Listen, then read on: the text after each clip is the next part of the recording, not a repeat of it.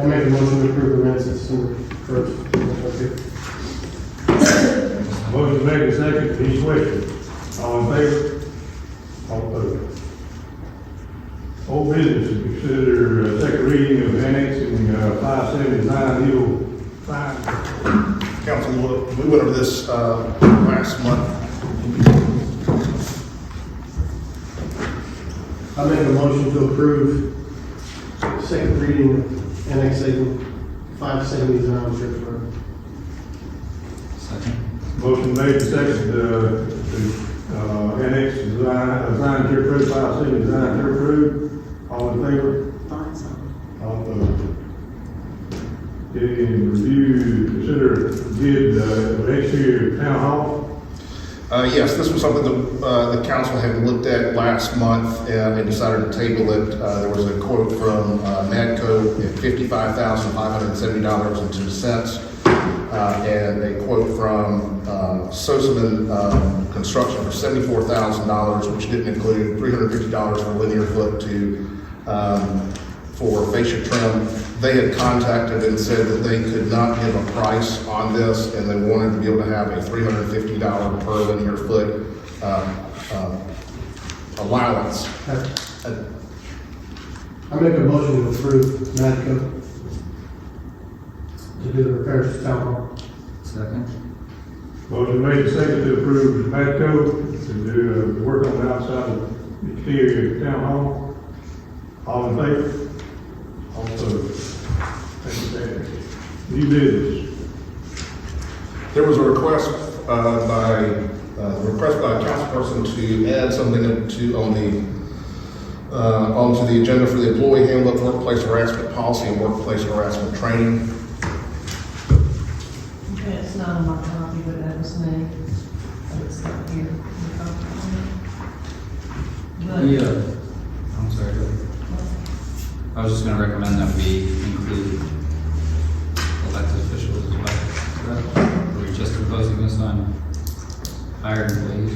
So the elected official is held at a different standard than employees. So what is it we're approving? Just some training course or a policy change? Yeah, I mean, I think the training should be sufficient for elected officials as well. excuse The me. liability, I haven't even been able to, sorry. that's I okay. apologize. Sorry. Wait, I mean, do discussion after that.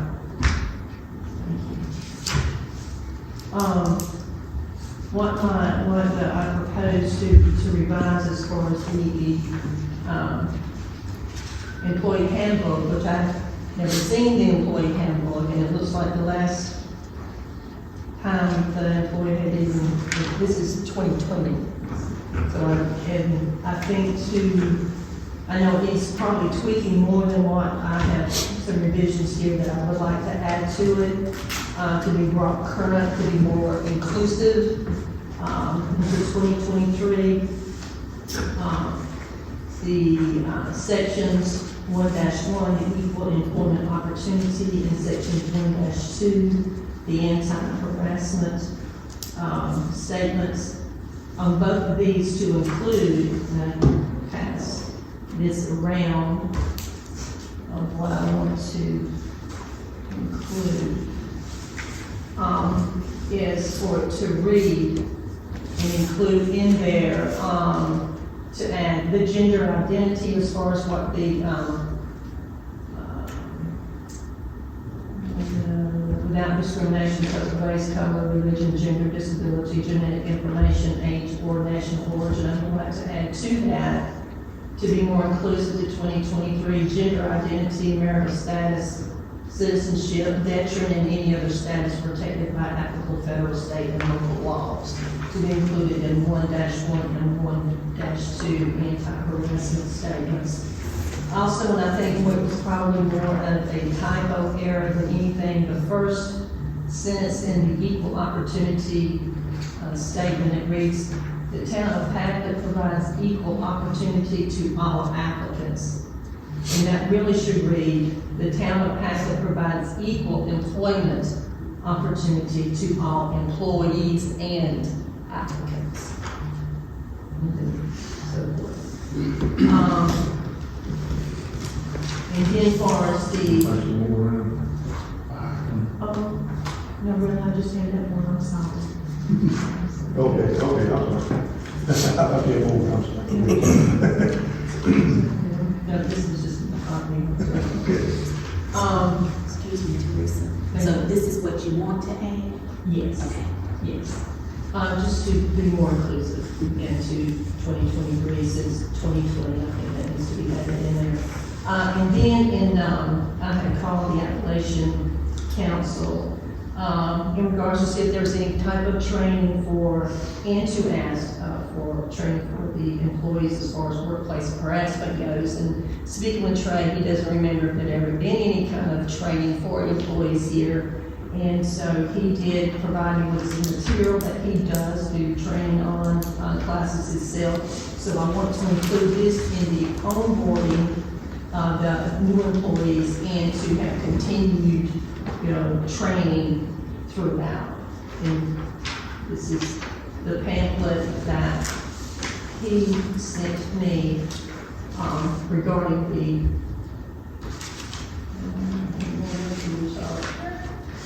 regarding the type of training that he does to the different municipalities. Is this something that will happen yearly, biannually? I would think biannually, just to keep it current, every 6 months, and then, of course, with a new employee. So maybe, Because it could change. can we just use the Appalachian Council of Government to remember to facilitate some updated training? Yes, biannually? they do provide that. Something of that sort? Yeah. And maybe just apply that to a resolution Yes. and see what happens. You mind if I make a comment? Sure. This handbook, in my policy, in my opinion, is not as good as it could be. And what I'd like to be able to do, if you don't mind, is to take this, or actually just look at other communities that are out there. And that's one thing that I've learned with, with municipal government. We are the smartest people in the room. No offense. There are a lot of other communities out there who have already figured this out and have figured out the best stuff that's out there. And with it posted on their websites, it is free for us to go and take and use and update for our stuff. But I'd love to kind of overhaul the whole thing, including your recommendations or inclusions on there as well as some training aspects on there. And I can bring it up to the next council meeting for y'all to review and potentially approve. I think it's a wonderful idea. For the time being, maybe schedule some training. Absolutely. Yeah, I think we did, I would like to do the training as soon as we could get something scheduled. Okay. Because we do have a new employee here, and then, just include it in the onboarding as we do get in new employees, and then like providing the training, because things do change. As we have seen since 2020, what has changed as far as to be inclusive and the equal opportunity. But like I said, that's the first time I've even seen a handbook. I really didn't quite know that we even had a handbook. And I'll send you all a copy of the entire thing. I just sent out the section that you had Right. talked about, but I'll send you all a copy of the entire thing so you can review it. Because I think I was actually looking through it yesterday or the day before on a couple other issues, and it's vastly underdone. There's a lot. I mean, I'm used to an employee handbook that is about 100 pages long, and ours is very, very short. Not to say ours needs to be 100 pages long, but Yeah, and even what I even seen here, that there's, there could be some tweaking on the wording, on some of this, but yeah, I think it we wrong. absolutely. Let me go ahead and, Excuse me, I'd just like to add to that, they have a state handbook with all of this in it.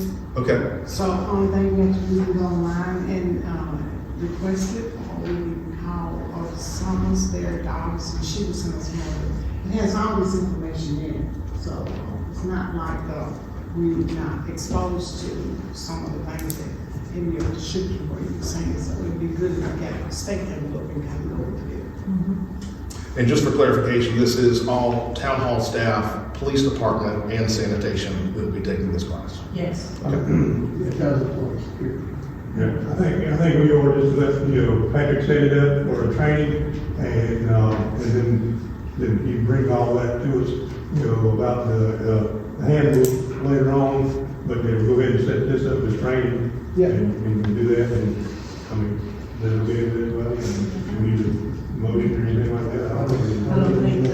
No, I don't think we need a motion, just go ahead and do it. And there may be, and just something to consider, is as we start bringing on, new staff members, and it may be a long time before another staff person is on there, instead of bringing someone from Appalachian Council of Governments for one person, are y'all okay with the idea of having some type of online training that they can take in their own time, or? Yeah, so my thoughts was initially just bring in Appalachian Council of Government, because they have the system, like they have the video and stuff like that, and then moving forward, each person prior to hiring. Is that what you're thinking too? Well, that's, I had mentioned that too, Trey, that even the online, initially the online training. And he was like, oh, well, we have, I have, pamphlet things that I do for the municipalities around here that we do. And I was like, oh, that's great, you can do a class. But like you say, the online training, you can do it at your own time in a specific time period. Right. That way, you would have conflicts with people not being there and things like I mean, that. you could just put in a password or whatever, and that's kind of like in our work, You do it online, you go in, you make your own password, and you do it within your own, if you're convenience, but in a specific time period. Right. Well, I think if it's online, it's good to be online, but I think face-to-face is a much better training. Because if you have questions, you can always ask the question right then and get your satisfaction answer, other than going on assuming what it should be. So I think face-to-face would be much better. I think when we had the training, we'll have a face-to-face when we had the training, and then going forward, I don't know, unless something drastically changes, to the falls or anything, I don't think you have a whole lot of questions on that. Well, I know the online training that we do is very, very thorough. Mhm. I mean, very thorough. And then you have different sections, and then at the end of that section, you're given a little test. Yeah. To see what you know, what you don't know, and you can go back and. I think that's something that our administrator can facilitate. He should be abreast of all of the harassment policies and training and stuff like that. So any new hire, if they're watching the video and they have questions, he should be able to answer those questions. So that there is a face-to-face and, not necessarily test afterwards, but at least the opportunity to ask questions and, hey, what do we do? Mainly the questions of who do I, like in this government, who do I talk to if a situation arises? So that's usually the largest question is, which route do I take? Mm-hmm. Well, that is some in the current handbook, but it probably could be. And I think that's something that we need to make sure happens in our next phase. That's all. You good with that? Okay. Good. Okay. Next item on there is, go. I'm just like to add, since we talked about initiatives of training, I think, I know all of us that had the newsletter from the state this month. They had an initiative about civil liberty, and I thought that was a good, it was a good, good information. I think everyone how to treat each other in the workplace, in council meetings, and how we should act and things that we have. Even have that I think they posted a big plaque on the wall for. So I thought that would be something good for us. Maybe we should look at and think about it. Funny that you mentioned that. The Municipal Association of South Carolina has just passed a civility pledge that they are trying to get all municipalities in the state of South Carolina to approve. There's a meeting that's already agenda in Spartanburg, but if you'd like, I can bring that up for you to consider at a future council meeting. Thank you. Next item there is to consider approval of a FOIA fee schedule. As we are updating our website with Ms. Wright, there is need for us to have a fee schedule, so if people in the community who are requesting documents, that we have a standardized fee schedule of what is charged for what items that are coming out there. It's required by law that we have this. It's required that it's on our website. As far as I know, we do not have one of these, and so this needs to be approved by council for us to be compliant. And if y'all approve this tonight, it will immediately go onto the website. This sample was brought to me by Ms. Wright, who is currently reviewing and updating on our website. And this was based off of other communities in the area, and everything that I've seen so far, this matches up with the fee schedule from other communities. So I'd like for y'all to consider this recommendation that's brought from Ms. Wright. You need a motion, do you need a motion? Yes. I'd like to make a motion that we, give the website,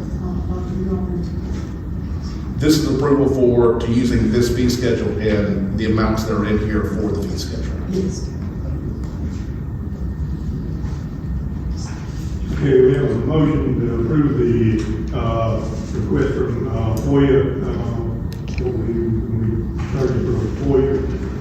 And, Second. motion made and seconded. Any questions? Oh, I'm sorry. No, I just said, you know, she mentioned the website, and I know Ms. Wright is working on this. When will this gonna be implemented? I was actually going to ask Ms. Wright this evening, but I'll ask her and find out when we can preview that and go ahead and get that approved. But it's, from my understanding, she's creating it on a kind of like a ghost site, so it's not open to the public yet. And then once she kind of finishes things on there, I'm going to look at it, make sure everything looks good, send it to you guys, make sure that y'all are okay with it, and then it'll be. What are the fee schedules? But these. No, you got this. So the fees on here are that for search and retrieval and redaction of records, no less than 30-minute charge, actual hour salary of lowest paid employee. What they have on here, because the lowest paid employee is, so that if the public is requesting documents, I don't need to be the one who is doing this and charge my hours for this, is that you charge the hours of the lowest paid person who works for the town who is able to create these documents. Yeah. And so that's what the hourly rate on there. For black and white photocopies, it's 20 cents per page. Photocopies, larger format copies and plans is $6 per page. CD copy is $5 per disc. Flash drive is $12. And if it's large quantities or oversized documents that need to be sent out to another business, it'll be to be determined whatever the charges we have from that other company is the charge we end up charging. The fees are based on not making a profit from providing the information, but facilitating the cost of providing the information. That's all it's based on. Correct. Okay, we have a motion and a second. Any other questions? All in favor? All opposed? Okay. Next item on the agenda is consider approval of the council meeting dates for 2023. There was one that was in question, is the July 6th meeting in past. I think y'all have not necessarily canceled that, but had an extra meeting in June, and that was usually for the budget. I intend to have an advance copy for the budget for y'all to review. My plan is for y'all to have the budget approved by May. First meeting in June if absolutely necessary, but that's just to kind of keep in mind. I'm already working on the budget right now for next year. So if it's a matter of that, just keep that in mind. I'd like to move the July meeting to the 29th of June. That's what we're going to do, is the prior Thursday from July 4th. Well, it's always, 4th of July is kind of iffy for me. Yeah. And July 4th is on a Tuesday, just so you know. Yeah. I'd like to go to Thursday prior to July 4th if we could. That would be Thursday, 29th. Anybody have any questions or objections or anything to that?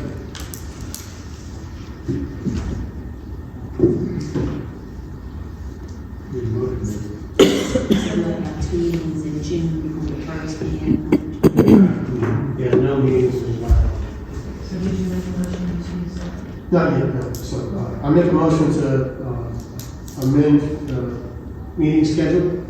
Where July 6th is no longer, and it will become June 29th. Second. Motion made and seconded. Any other questions? All in favor? All opposed? Thank you. I'll also need a motion to approve. You had the amended on there now. I believe that we have to do a vote on now the amended. What happened? So I approve the council meeting schedule for 2023. Make the motion. 2023, second. Motion made and seconded. Any other questions? All in favor? All opposed? Thank you. The next section on there is consider accepting a firm to conduct the 2023 Town of Pacolet Comprehensive Plan. There are some comments that I've made and sent to y'all. Part of those were including from the zoning administrator. I can go over those with y'all now.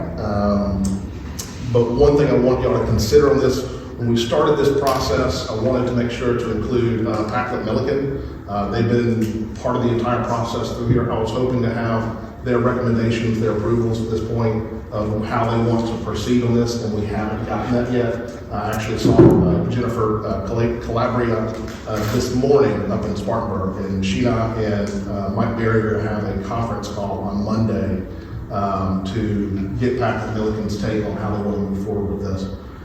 My whole thing is especially with the master plan, they have 350 to 400 acres, and a lot of it's going to be part of that. And I want to make sure that they're comfortable with the group that we're looking at moving forward with. We can go ahead and discuss our recommendations so far, or if you'd like to just table it and wait till next month, it's up to y'all. I make a motion to table. 2. I second. Motion made and seconded to table. Any other questions? All in favor? All opposed? Thank you. Same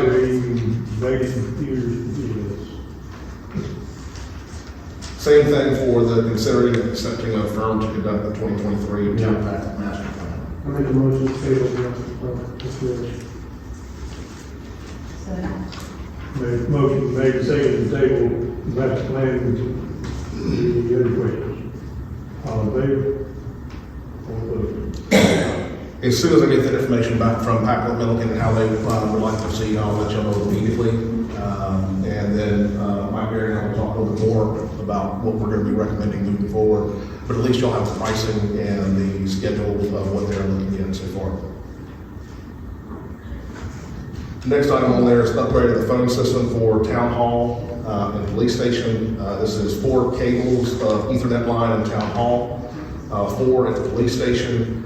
Adding a switch, and a switch is where all the Ethernet lines are running into and then coming back out of, and it'll end up powering all of the phone systems so that each phone, instead of having an Ethernet port and a power cord, it'll just have an Ethernet port and nothing else. The power actually comes through the Ethernet port there. And it's also to install the voice over internet protocol phone system. It'll be a brand new phone system that, from what we had before. Well, we still use AT&T? It's Spectrum. We will continue to use Spectrum. We will not use them for phone service. So the internet will still be Spectrum. That was something that I think you had asked about before, and I was unclear about that, and verified it, and we're still using Spectrum for internet. It's just the phone system that we're using through them will now be with this new company.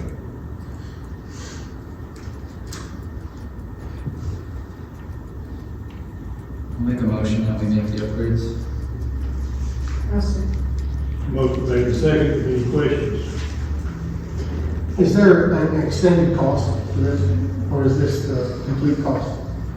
So it's the complete cost of, so the payment of the $900 on there is for the cost of the phones, the cables, And then the ongoing price that we pay is the $217.29 for that phone system moving forward. So, $217 a month? $217.29 a month. What are we currently paying for phones? So what we're currently paying is $235. So phones at the police department and the town hall? Yes, That doesn't include internet, right? that does not include internet, correct?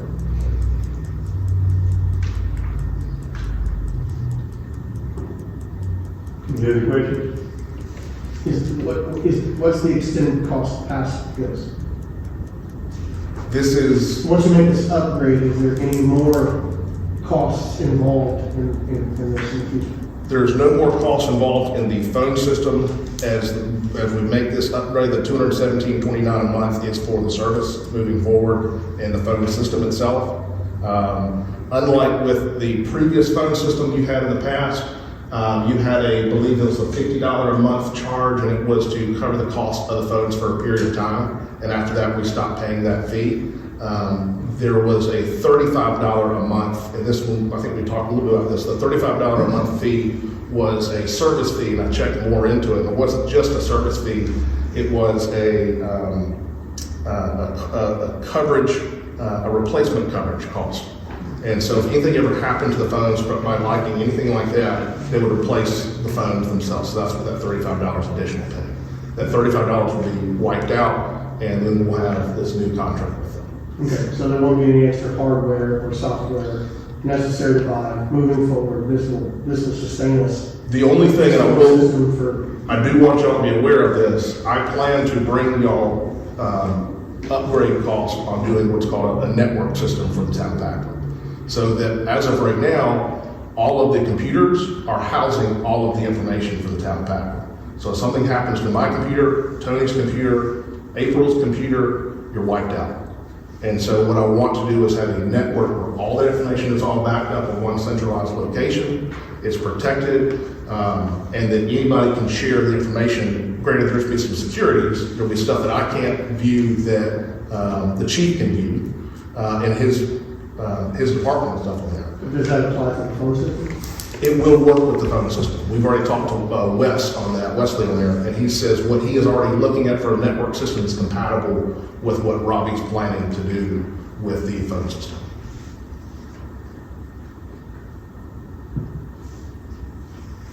Any more questions? I do, it's just for information, because when I was reading this, I didn't know that we had a phone contractor or an IT contractor. I So, never knew that, so if I can just be enlightened on that, so Sure. I'm in the know. so the Wesley Alexander, his is not a contract, it is as needed. And so as we need stuff and as he installs stuff for us, then we get a charge on there. If there are, and then Robbie with Cloud Network is the person who installed the phones, and there was a contract signed for that when that was originally installed. And that was for the $35 plus the $50 to cover the cost of the phones. And once the cost of the phones was paid for, then it was just $35 a month, which is charged quarterly. So that's what we paid Robbie, is that his name? Yes, Robbie with Cloud Network. We paid him $35 a month. If the council agrees to move forward with this, we will not be paying that moving forward. We'll just be paying the $217. That's minus, okay, so that's where the minus comes in for the Yeah. resident. Okay. The 50 and the 39. And then Wesley is not really a contractor. He's not. He's with the company.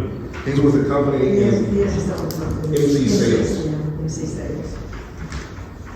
And he's always done something. As far as I know.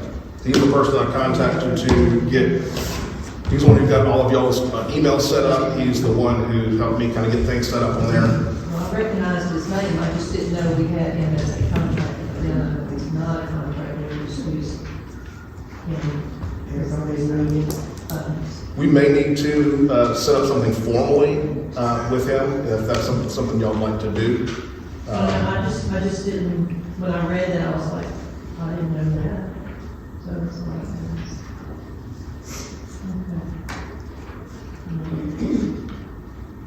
Okay, any other questions? Okay, we have a motion and a second to accept this, the upgraded phone system. All in favor? All opposed? Okay, thank you. Next item on the agenda is proposed amendments to the purchasing policy. All ordinance changes have to have 2 readings, so this would be the first reading, and then there would be a second reading at the next council meeting if approved at this reading. And I'm just going to read through this. The purchasing policy that is referenced in Chapter 2, administration currently states that the purchasing agent, who is currently the town administrator, cannot spend more than $500 without council approval, since anything over $500 must be competitively bid. This, of course, creates a lot of bottlenecks throughout the day-to-day operations of the town. On the January agenda, the purchase of computer equipment, cleaning of buildings owned by town hall, and upgrading of the phone system cannot be done without the approval of town council. I brought this up to council members. I brought this up to a council member who suggested that I change the ordinance and add the amendments to the January town council agenda. These amendments are to change the wording so that the purchasing agent does not need to bring purchases for approval to the town council unless the purchase is $5,000 or more. It further changes the wording so that the purchasing agent is not required to bid purchases or services under $2,500 unless the purchasing agent suspects the price may not be fair and reasonable. An example is comparison to previous price paid, personal knowledge of the price range of the item involved. Every effort should be made to distribute such purchase equitably among qualified suppliers. This amendment is based on the wording of the town of Cowpens, where the town administrator is authorized to spend up to $2,500 without the requirement of competitive quotations. In Inman, the purchasing agent can spend up to just under $20,000 without council approval, and bids must be taken for purchases of $1,000 or more. In Woodruff, it's currently set up that there's no limit on what the administrator can spend as long as it's within budget. The town of Lyman currently has it where that they can spend dollars up to $5,000 competitive bid still, and not have to bring it to council. I believe these updates to our purchasing policy will make the town more efficient and will in the end save the town money. So I would first like to offer that we table this and schedule a workshop where we can talk about this amongst ourselves. And I make a motion to do so. a second. Motion made, second, to table this, purchasing policy, request. Any other questions? All in favor? All opposed? I have a question. Okay, I'm sorry. I was thinking, Oh, all right. I'm sorry.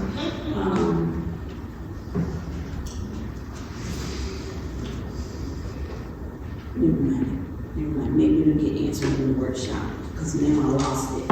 I was in the process of trying to, Just set us up a workshop on it. What was the vote on that? I'm sorry, we need to vote again. because I was thinking, All in favor? and I got a habit of that. Sorry. I was trying to process it. Okay, the motion was to table this and then have a workshop for all of us to, talk about it and get more involved in it. Do you have a time frame on the workshop? I'm sorry?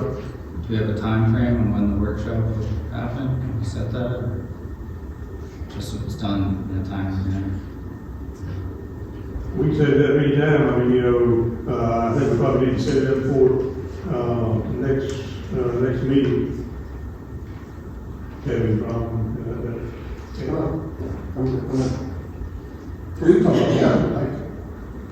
Yeah, I think it's gonna add efficiencies.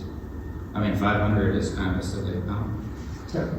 The Were you a Falcons- council person? I'm sorry? Are you a council member? Yes. I mean, if we look at these comparable towns, there's no reason we shouldn't at least get closer? I mean, did you have a different amount in mind? No, I haven't, my concern is that we're not currently following the town ordinances on how we spend money. There's been money spent and then the proper procedure was not followed afterwards. That's my concern. In a meeting, I explained to the administrator that he must do something in regards to the money he spent, and he still has not. It's not on the agenda today, it wasn't on December's agenda. Money was spent in an emergency manner for him, and there was no filings to the council or brought to the council at a meeting in regards to that money that was spent. That is a direct violation of the ordinance. There can be fines associated with it. You said My it was issue is that emergency, this is huh? happening more than once, and I think it's something that we should have talked about in a private meeting. We can talk about it here, that's fine too. You mentioned it was emergency. Money being spent and then we need to be told. Yeah, so the ordinance, and let me go ahead and pull out the ordinance so I can read it to you, so I'm not misquoting anything.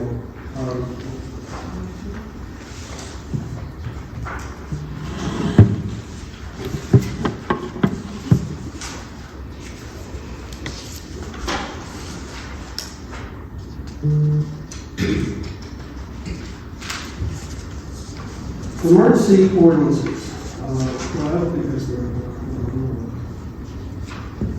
I'll take one second. Just give me a moment.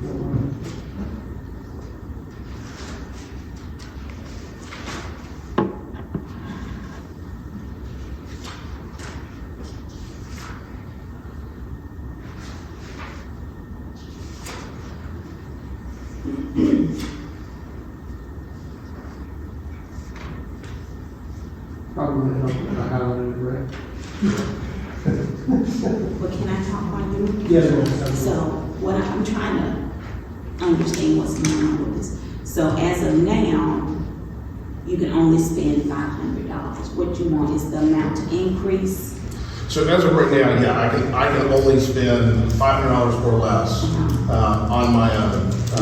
And the way it states is, and I'll read it to you, there's a section there that says, it's under section 2-86, general duties is hereby amended. So general, I'm sorry, section 2-86, and this is under my general duties as administrator. I have the ability to authorize the purchase of services, materials, supplies, and equipment. And there was a section on there that says anything that does not require bids. So anything that does not require bids, I can go ahead and authorize this. Which section is that? In section 2-86. It was an attachment in the email.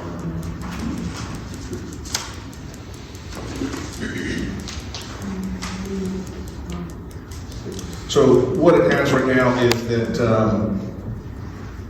as long as it doesn't have to take bids, the purchasing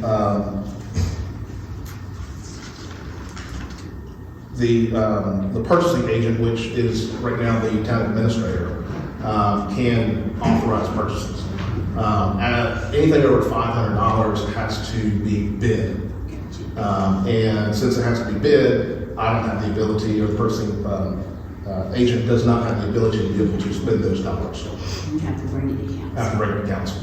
So what I'm looking at is, and we can look at one or the other or both, and one of them is that, Let me read the section I'm referring to. sure. Section 2-143, bidding competitive section required. Exception. Before any purchases or contracts of supplies, materials, equipment, or services exceeding $500 are made, the purchasing agent shall give ample opportunity for competitive bidding. For purchases or contracts not exceeding 1,000, oral bids may be accepted. All of the bids shall be in writing. Competitive bidding shall be encouraged for all contracts, purchases, or sales. In the event of an emergency affecting the public welfare or health and safety of the public or town employees, however, the provision of the section shall not apply. A full report of the circumstances of the emergency shall be filed with the purchasing agent, filed by the purchasing agent with the town council, and shall be entered into the minutes of the council. On November 10th, he approved $3,500 for lighting in the basement. Picked a contractor, had him install it, paid the contractor, None of us has ever heard anything about that. Nothing's been entered into the minutes of the council whatsoever. You never heard anything about that. There was an email sent about that. No, the email said that you decided to have this done based on an emergency that you felt for the history committee. And in that email, you said it had been this way for 15 years. So because the history committee started, then that constituted an emergency in your mind. But it's also, as employees are going down there, there is an issue of not having light. The employees had been going down there for 15 years. That doesn't make it any less safe. I agree with that, but it doesn't make it any more of an emergency. I mean, if there's asbestos in the carpet, and we find out right now, That has nothing to do with light. it's still a safety concern. We welcomed the public down there with the history. And I agree, it's not in the rear of the basement, only in the museum area. No, we spent the I don't see majority the of public. it. No, they don't, they never walk back there, it's been more of a storage area. The public, that was on the history committee, it was open. The to- The history committee. So the history committee could have been, at that point in time, held off until the bidding process to allow other contractors the opportunity to work for the town in that process. Right? I don't see that as. You don't see that as what? It wasn't an emergency, It feels like it could qualify as an emergency, no, In what manner? yeah. because it's just not safe to enter. In the same email, he said it had been that way for 15 years. Right. That cannot constitute an It was a emergency. new committee entering the Okay, space. let's just say that it constitutes an emergency, per chance. A full report of the circumstances of an emergency purchase shall be filed with the purchasing agent, by the purchasing agent, with the town council, and shall be entered in the minutes of the council. That was 2 months ago. After a meeting in which I instructed him that you must do this prior to the December meeting, with our mayor present. What is the time frame on the report? Does it stipulate?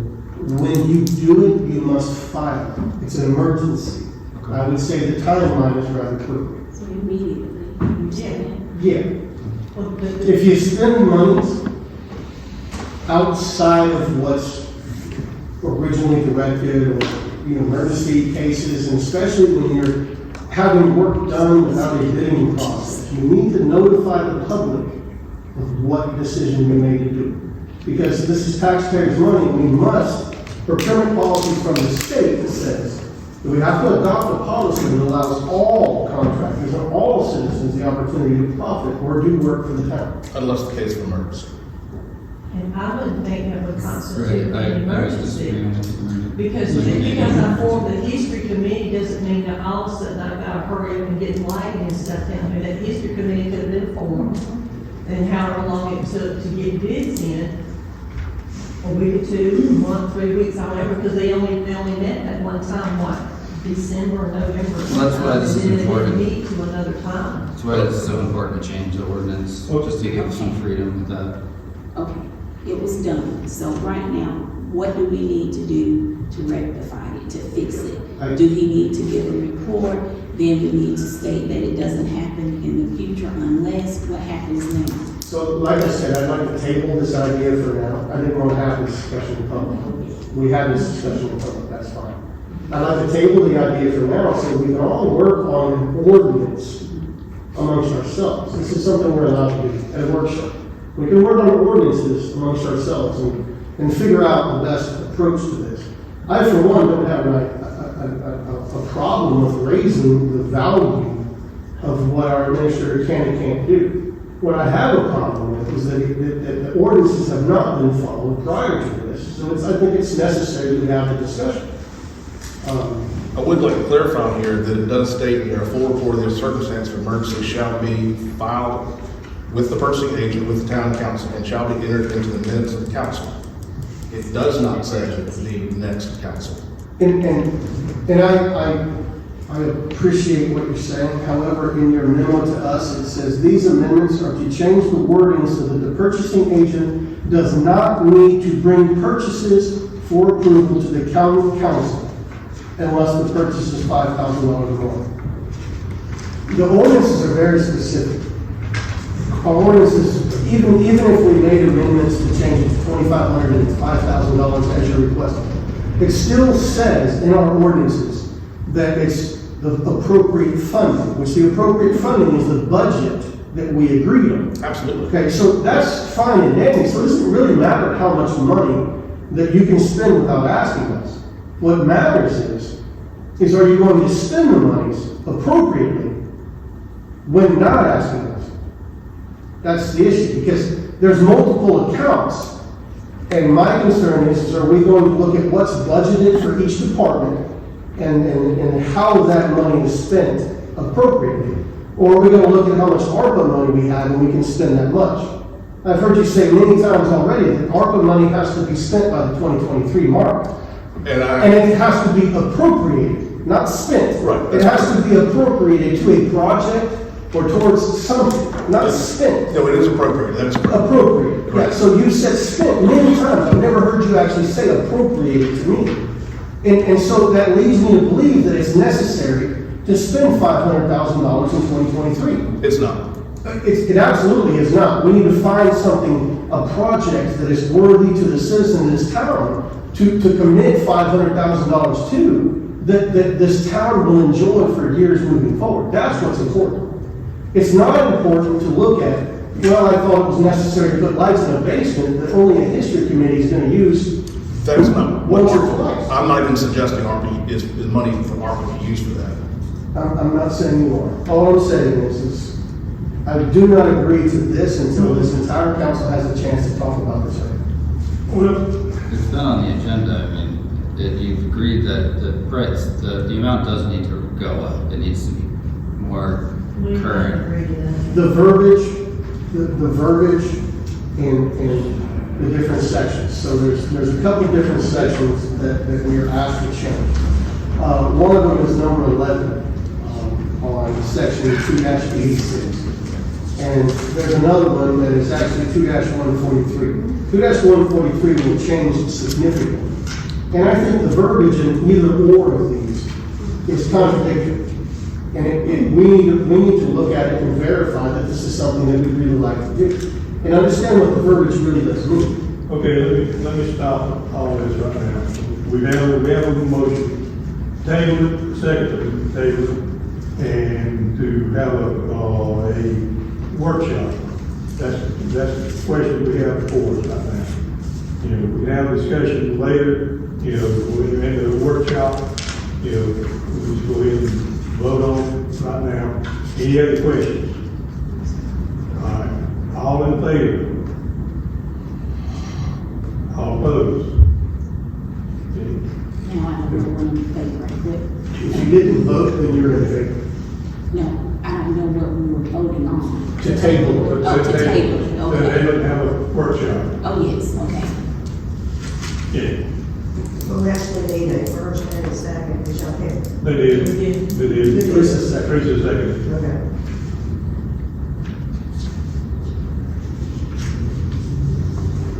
Okay. Moving on to section 8 on here, it's to consider approval to place 5 unused police vehicles on an auction site. As you probably are familiar, the town's familiar, they've contacted us. We've got 5 vehicles that are currently sitting out at the police station that are currently not being used. I'm not sure when the last time they were used. Some of them have Pacolet on them, some of them have what used to be the town of Seneca on there, and they're just not being used. They're something that we need to get rid of. It was something that the former police chief was actually going to be doing as well, but this is putting these out onto, originally we talked about possibly doing this on gov deals, but there is a little bit less expensive avenue on here to go with the South Carolina Surplus Office. Their commission rate on there is 10%, and from my understanding, they handle everything that's out there. And this is to put the 4 Crown Vics, the 4 Ford Crown Vics on this side, as well as the Chevy Caprice. And then the monies that are brought in will be used for future purchases of police vehicles. Do you know if all of these vehicles had already been approved prior, because I feel like, July of last year, we approved to sell these vehicles. Yeah. I feel like we're all these same vehicles, the ones that No, I don't we, think the Caprice was involved in that. yeah, I'm not sure about the Caprice, I wasn't sure about that. But the Crown Vic. The Crown Vics, yeah, that's what I was thinking, I thought maybe it was just 3 Crown Vics, so we actually have 4 Crown Vics? Yes. We are still working on, we own the property, the town of Pacolet owns the Chevy Caprice. We are still getting that title so that we can formalize that, yes. So all of these vehicles are 100% owned and paid for? Yes, and we also have another vehicle that I haven't included on here, but we're still going through the process to make sure that we do, it was a Scion, it's a purple Scion, that I've been trying to give to the mayor to drive around in the parade. We have a purple Scion. With a purple Scion that's sitting in the storage building across the street from the police station. Can we make that the county administrator's vehicle? Would you fit? Only way out there is put the flag in it, okay? Okay. So I'll make a motion to allow the police department to sell the 5 vehicles listed in this note. Either side, one, 5. no, I mean, Pick a side. which side? Yeah, I mean, I think the site is. Yeah, the recommendation is- Up to them, See surplus. we just need to sell the vehicles. I'll second. Yeah. Auction or whatever. I'll second. Motion made second, sell the vehicle. All right. All in favor? Okay. Okay. Next item on the agenda is to consider approval to sell the DJI Mavic Commercial Pro drone through bid process. The town currently has 2 drones. One is more than the town needs, especially when we can use sleds, and the Spartanburg County Sheriff's Office also has one as well. And so for us to, we have 2. There's no reason for us to have this advanced type of drone system here. Chief Hall's gonna make some comments. Yeah, He's found one. that blew my mind, because I don't think we ever approved it by 2, I think we only thought we were buying 1. And the One one is like a commercial grade that you would, if you had like a surveying company, you would purchase. There also has a thermal camera and all sorts of Speaking stuff. to The South Carolina Public Safety Drone Pilots Association. I'm not sure if it's even. Is it? okay, just a little louder. Okay. The South Carolina Public Safety Drone Pilots Association has estimated the value of the commercial drone that we have to be somewhere between $4,000 and $4,500. It was actually purchased for $6,500. And I don't know that it's ever been flown. We do have a second drone. It's essentially like you would buy yourself, but it's from the same company, but it's of a lower grade. But it's not even worth trying to auction something like a couple $100 drone, that type of thing. The wording on this is specific in that it will make you think that the Drone Pilots Association was going to take care of this. They will not. They were just providing the assessment and telling us the value of what we had. We intended to do a sealed bid through Town Hall for people to come up and have a look at the property and then replace the sealed bid process through that. But again, it's duplication of services. The county, the state, the city, they all have functional drone programs that we can call on anytime we need them. It's not something that our agency needs. So, I thought we had got a report on the new drone that we were told to be used, like if someone got lost. They did actually use it once. Yeah, is that the same drone? Yeah, so they bought a commercial, and I remember now that there was just a generic version bought. The other officers were trained on, basically to use to figure out how to navigate. I would assume the commercial one is license necessary. Yes. You have to have a license to pilot that, license. is that commercial drone? Yes. So I think maybe it was just a training drone for the other one. So the crash is a good one and. Exactly. Instead of crashing the good one, crashing the But from my understanding, and Chief, if you correct me if I'm wrong on this, I mean, it's like, we don't need a bomb sniffing robot. SLED has that, Spartanburg County Sheriff's Office has that. So if we need this type of technology, we have other agencies that we can reach out and have this. Have we checked with, fire department, anybody like it, So one thing I wanted to mention to you on both this and the other is we've had people from the community very interested in those police vehicles that are out there. Now, we will be putting this on to public auction so that anybody can look at this. Instead of us, we've had requests and comments from other towns, other police agencies who are interested in vehicles, put it out on public auction, anybody can look at it. What I would suggest is we just put all the stuff on public auction out there. The same thing, with the drone, we'll be posting it on our website, we'll post it on our Facebook pages, and letting as many people know. They're gonna help promote it through the South Carolina Pilot Association on there. But we'll take those bids that come in, whatever the highest bid is, move forward with that. I need to ask a question, pertaining to the police vehicles. So when you put them on the public auction, are you going to, is our department going to have to strip them? The only thing we would have to do labor-wise is take the police markings off the side. They handle everything else. They being the State Department of Surplus, they will make sure that they get to Columbia. They'll make sure if anybody wants to come and see the vehicles prior to their being sold or start the vehicle, whatever they have to do, we'll never have to touch them again once they take possession. We won't have to remove blue lights or any kind of wire, any kind of cages. Is that something that we should think about removing ahead of time for surplus equipment, or is that something that we're just? There's no value to that. Considering the vehicles they are, they just really aren't used anywhere. Yeah, because it'll make it more. It'll make mistakes, and it would just be dead weight, basically scrap metal. Is there a value in selling them or maybe donating to another police department that might need a vehicle like that?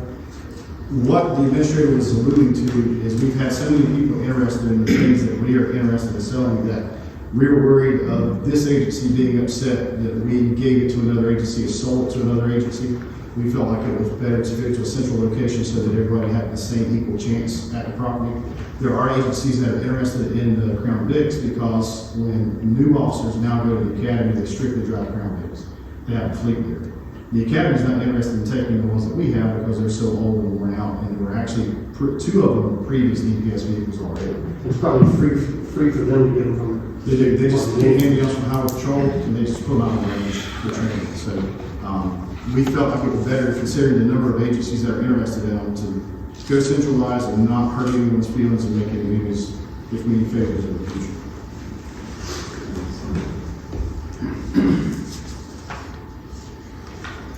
I make a motion to sell the drone. Second. motion made and seconded, sell the drone. Any other questions? All in favor? All opposed? Next item on here is to consider approval of quote for cleaning the exterior of 141 Coleman Circle. This is a storage building that's county corner across from the police station, next door to, across the street from the T.W. Edwards. It's a property that's owned by the town of Pacolet. It's got 2 garage doors that are on there. It's just cleaning the exterior, something that Councilman Hood had requested a couple council meetings ago, cleaning it up and getting it taken care of. And so what this on here is to get it clean, get it pressure washed, the roof, the sides, everything, get it clean. And then later on, and I'll mention later on in my administrative notes, that we'll get quotes on repairing the exterior of the roof, the fascia, some lighting that's come down. In your packet that I left on your table, it's different than what I originally sent you. And the reason being is Southside Pro Wash out of Jonesville sent a quote yesterday. We did not have a deadline on this, and so since it was before the council meeting, I included it on there. And it shows on here there's the $580 for the 110 Sunset Drive and $310 for the 141 Coleman Circle there. The only thing about it is New Again Home Wash had reached out to us and said in their bid they wanted to include a $200 cost for cleaning the awnings at 110 Sunset Drive, which That was not previously considered. That was not previously talked to in terms of everyone. So reached out to both of them and tried to get a response back. Superior Clean Power Wash Services did reach back to us and said they would do $100 for the awnings at Sunset Drive. Keep in mind, that's just the police station. There's 4 awnings that are on that building just to clean it up. Part of this is as we're recruiting new officers, we'll be taking some pictures out there. We just need a nice, clean, good-looking building to showcase for us. So, At this point, since we do actually have it as 2 separate bids on here, or 2 separate items on the agenda, I would end up saying that at 141, you could end up moving forward with the $310 quote from Southside Suds and Pro Wash, and then the other, because they are the lowest bidder over there. They're $310 versus New Again Home Wash was at $626. Superior Clean Power Washing Services $640. So they were the lowest bidder that's on there. So that would be the recommendation on 141 Coleman Circle. It looks like Southern Suds was the cheapest on both. They were the cheapest on both. However, we had not gotten in touch with them about they had not gotten back to us about cleaning up the awnings yet. Based on what their prices are, I think you can choose them and then we can negotiate the price for the awnings moving forward. It would be under the $500 amount in there. I think we can go ahead and say if it's less than $200, if it's less than a certain amount, then we can go ahead and approve Southside Pro Wash for both projects. I make a motion to approve the administrator to work with Southern Suds to find the appropriate price to clean both of them. Okay. okay. Motion made and seconded. April, second. Any questions? Only thing I have is I hope they don't bother the purple tie on them. They will not. Because that building needs gutters, right? It needs a gutter. Is It's that got- something we're gonna do later? Yeah, that's what that was part of, we're just cleaning it now. We're going to clean it down. I mentioned later on in the administrator's comments that we're going to be doing some work on there. There's a security light that's fallen down and wires are hanging down from it. And then if you're looking at the door on the right-hand side, the gutter is gone. And I can't tell, and if anybody, if y'all know contractors, because it's going to be a small project, it's not something really big to bid out on, is the stringers on the roof as well as some of the roofing material looks like it's rotting up there. Yeah, we can probably find some way to do that. Motion made and seconded to do, you work with Southern Suds to do this, washing. Any other questions? All in favor? All opposed? Okay. That vote is Last on the agenda is consider approval to purchase a new computer for the police chief. The police chief priced this out at a few different locations and found that the lowest price you can get on there is $1,099.99. The computer you're looking at, is something that will encompass all of your needs? It will, what Or the vendor just what you think? What you think. So I would prefer that if we're going to purchase, like, so there's a line item in the budget just for the police department's computer system. What is it, $3,000? It was $3,000. Is that already appropriated to something else? Do we pay a fee? That's sort of like when Wesley comes through and works on it too. Well, so that's not necessarily for a computer. So what had happened was when John was here, it was $3,000 because he needed to upgrade his computer. We ended up getting a new computer for me, and I didn't need one at that point, so I told John that he could take my old one. And so he was going to, never did. It's still here. Chief's had a chance to look at it. It is not up to the speed that he needs to be able to do his work. So I know that your intentions in the future is to have a larger encompassing computer systems here. Correct. Is what you're looking at in line with the potential of what may be networking throughout the entire town? It is, and I was talking to the vendors that handle our car video camera systems and the vendors that handle all of our records management, our ticket writing, quotes and stuff like that. And they have certain parameters. that you Body can- cameras and everything? Everything. And one of the issues we have is storage on those desktop computers and the speed of the processors. And they gave me the parameters that we need, and basically it was just one notch above on each different topic. Like I needed, instead of having a 500 gig hard drive, I needed 1 terabyte instead of having a. Right.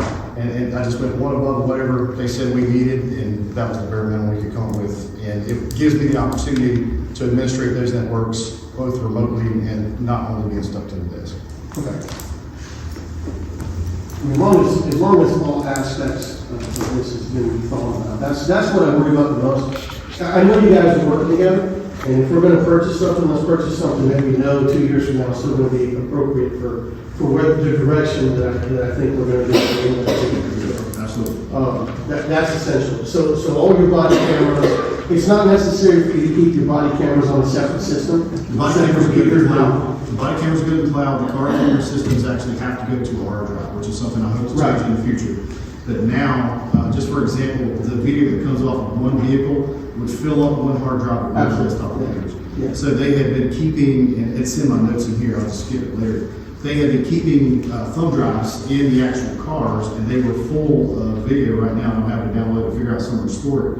So if we end up going with what we're talking about now, we'll have more storage, and we're going to have to talk about network in the future, like the administrator spoke about before. From a security standpoint, as it stands now, we have a lot of evidence that someone could literally just pick up under the arm and walk away with, because it's on a computer file. Right. So this is moving us in that direction incrementally. As long as, I just want to make sure that, I figured you guys probably have, but I want to make sure that we are thinking, 5 years down the road as opposed to. And with the network system on there, we can secure it and subdivide it off, because I don't want the liability of having access to any of his stuff. Right, yeah. Nor do I want anybody else to have access, because someone can say down the road that I have, or someone's tampered with something, so it only needs to be with him and his staff. But with the network system, I think the capability of storage is a lot greater anyway. Absolutely. So then you can keep your own system cleaned up, where you can just put a lot of, so it makes sense. It can be backed up, so I mean, I just recently had a situation on my computer where I thought I lost everything,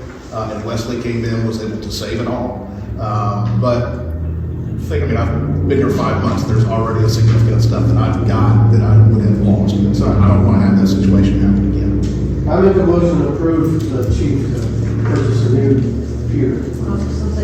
So the computer you would get would be something that you can add to?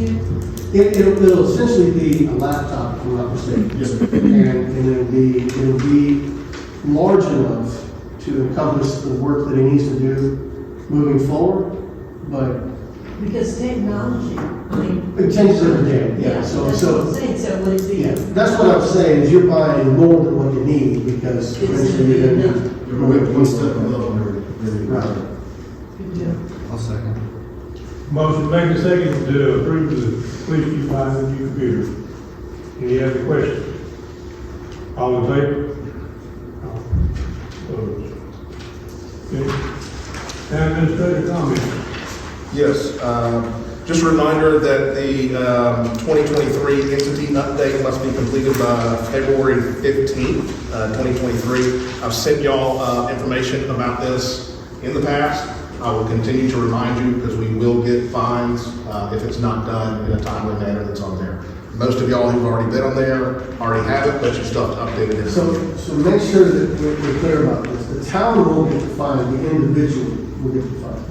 So if you don't file your, not saying you haven't or haven't, if one of us does not file on ethics statement, then there will be, what Crocker got, what, $200? It's $100 a day. $100 a day, yeah. So it's a personal fine, not a town fine. And do you want to tell some of the newer council members what all kind of questions? It's just general things. Basically, it's do you have any interest in this town? Do you own businesses in this town? Is there any kind of income that you get other than your salary from the council? In your, acquaintances or your, Family member. Right, yeah. Anything like So that. does the business you own do any work for the town? Things like that. It's very simple for And individuals if that you've done don't. any business with an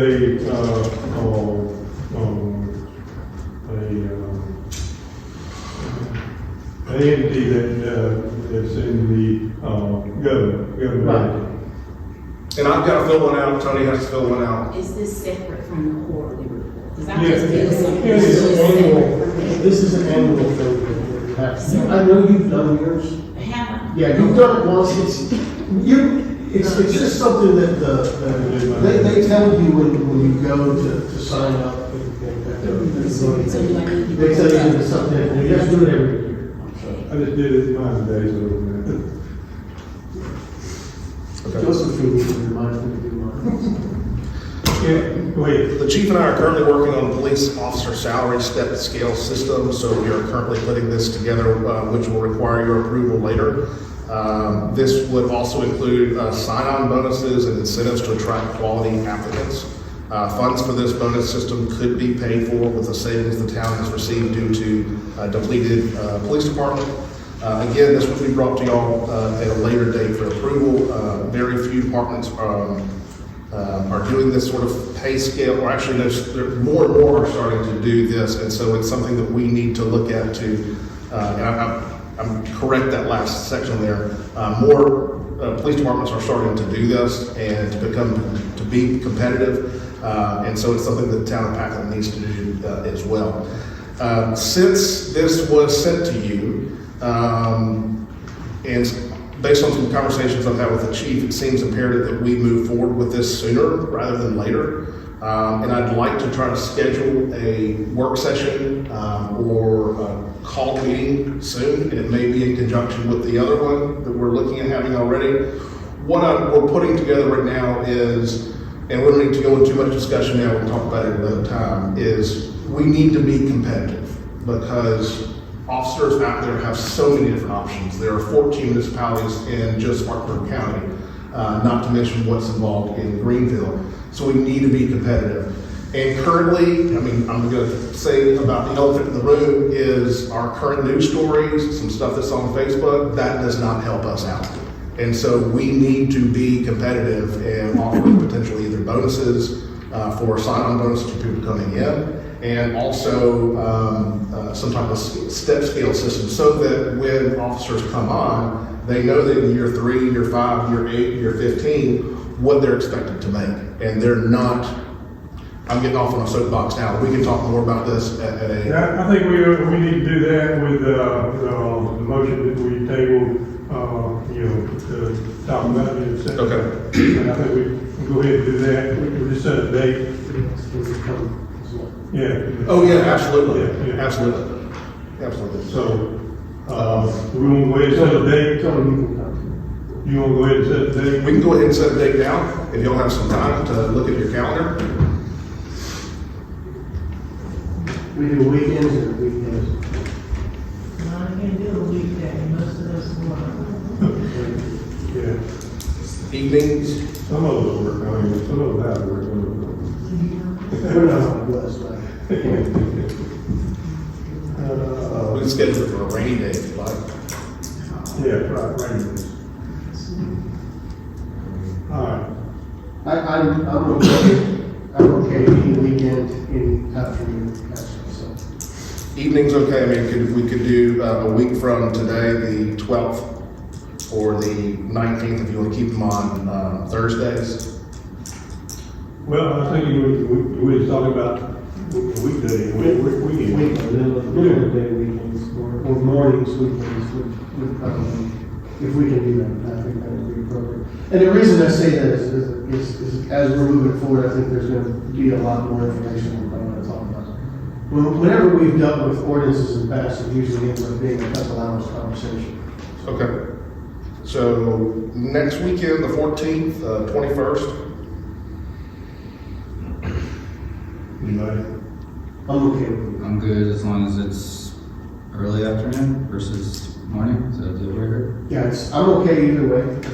I don't want to interrupt somebody's middle of the day, so we can do it in the morning or late in the afternoon, you know, it doesn't matter to me. Later's fine with me too. If you would like, if y'all are okay with either of those two dates, the 14th or the 21st, I can pick a time. Councilman Hood's not here, so I want to make sure that if he has an option, if he can be at one or the other, then I can send it out to all of y'all. If you can just respond to me quickly on which day, the 14th or the 21st. Yeah. Does that work? Yeah, sounds Yeah, good. work. Okay, sorry. Go ahead. Now that Christmas has ended, we will be taking down and storing the decorations. At this time, we'll be going through unused displays and decorations to see what needs to be thrown out, what can be repaired for next year. The town has collected a significant number of decorations that are either in need of repairs or need to be tossed. I'll put together this list of what is going to stay and what is not before moving forward. To take down the decorations of the Christmas tree, I will need to rent a lift again. And so we can, if you'd like to make a motion to go ahead and move forward with that, or if you want to wait to approve that at another council meeting, because it will be over $500 to get that lift to come back. Is there money left in the budget for the business lights? There is limited on there, but what I would suggest is that it comes out of the landscaping budget. We currently had $32,000 contract for landscaper. $37,000 was budgeted, and it would be done by our landscaper because that is their job. So we need to rent a lift for the landscapers. And he said he could do it in one day. And so are we going to back charge the landscapers or for the cost of the lift? It would just be that we have an account with them, and so we can just pay them directly and just cover. I can go pick it up, and they'll charge us. We pay for it out of the landscaping budget, and they can do their work and go out there and take care of it. Yeah, I'll see. If you're gonna handle that, you're gonna ask us. Yeah, go ahead. Well, it's over. The money's appropriate for such an item. I think you're. Okay, so the consensus is y'all are okay with that? Yeah. Okay. And let me suggest too, the lighting and all that, we need to get those two committees, the festival committee and the lighting, the Christmas thing. We need to get them having meetings during the year. I mean, not waiting like we did. Absolutely. You were fed this through a fire hose almost, and but we need to have meetings all through the year. Absolutely. And get this thing going, and so we'll have, a lot of time to do it. Absolutely. Not just do it in the last. And I want y'all and anybody else in the community that is concerned about us getting rid of some of the older decorations. There's some stuff that has not been taken care of. And I think there's many of you who probably say, well, it looked great last year, it looked great the year before. And it is really rough. I have some in my garage. What's that? I know exactly what you're talking about. I have some in my garage that Okay. I think haven't been used in 20 plus years. I'd like to start putting something in our budget every year for adding on Christmas lights, and just replacing and getting rid of some of this older stuff that's out there. I would ask that if there's going to be Christmas meetings, festival meetings, any kind of committee meetings whatsoever, so Christmas committee, history committee, whatever, if there's committee meetings, you've asked us in the past if we'd like to join, let you know.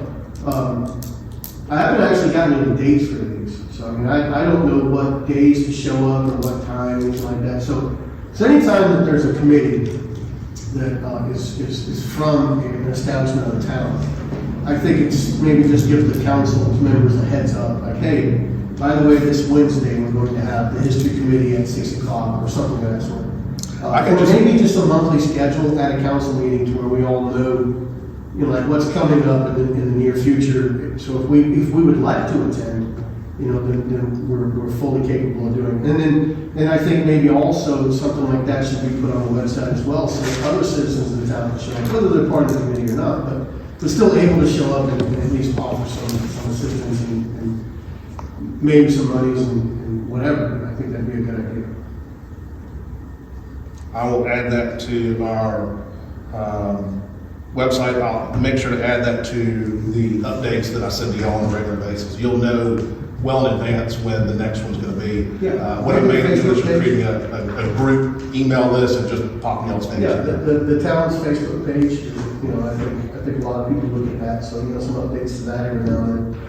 You know, when committees are meeting. I think it's more important to put updates of when committees are gonna meet and, you know, asking for help and volunteers. I think that's important. You know. And if we can, at the next meeting, both history and the Christmas, if we can create a standardized date, time every month, so everybody knows all the time when it's gonna be.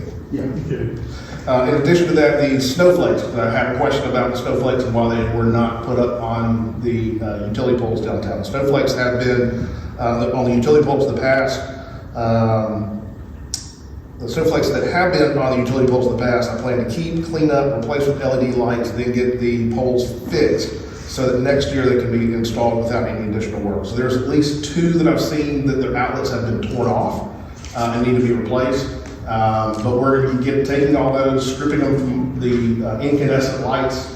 I'm not sure if we're gonna have the ability to sandblast them and then paint them, but it's still gonna be cheaper than buying brand new ones. But then putting LED lights that are on there. So just want to let y'all know, because if anybody asks, I hated the fact that Central Pacolet had something up there and we didn't, but in the future we will. Pacolet Christmas Parade was a success with 26 entries in the parade. Thank you for attending, and thank you to our parade judge. Would you like to stand up? Okay. For awarding first, second, and third place. It was not just me, the other person decided to $1 million. Okay. So just to make sure you know that, it was not just me. This has been brought up before. We are still in need of barricades. I brought it up at one of the meetings. I need to know if you think the costs that I had before were too high. I need to know where I can get those from. But we're highly in need of having some barricades on hand the town owns. You have a suggestion? Yeah, so, a friend of mine, I do a lot of DOT work, and he asked me to wait until after the New Year's.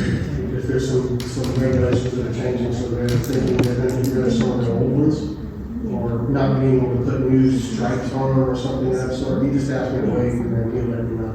So I don't have an update from him yet, but I'm just asking him again, just give me some time. I think I might be able to get some that are still appropriate for the town, but can't be used for DOT, you know, highway type situations. You know, that's, you know, for barricading and road blocking, that's one thing, but for highway use, that's a different thing. As long as, you're probably familiar with the manual of unified traffic control devices. And with any highway, and we do have highways that run through town, we do block off Highway 150. That I want to make sure that whatever we get is approved in UTCD, because I don't want to have an issue of someone hitting them, going through them, and suing the town because we didn't have proper barricades there. Right. He'll let you know on that, and then we'll. Yeah, and I'm just waiting on the guy to tell me, just waiting on him to tell me, after the new year, what changed, and if they can use them. If they can't use them, then we can probably buy them a lot cheaper than. Okay. And they're the kinds that you can remove and put together and, you know, things like that. And there's also the water filter kind, which I doubt you really want. No, I either want type 1 or type 2. Right. And just so you know, just kind of give you more information you probably need, is type 1 would be actually at the intersection. Type 2 would be quarter mile down the road, letting people know, detour, finding the route is blocked or something like that.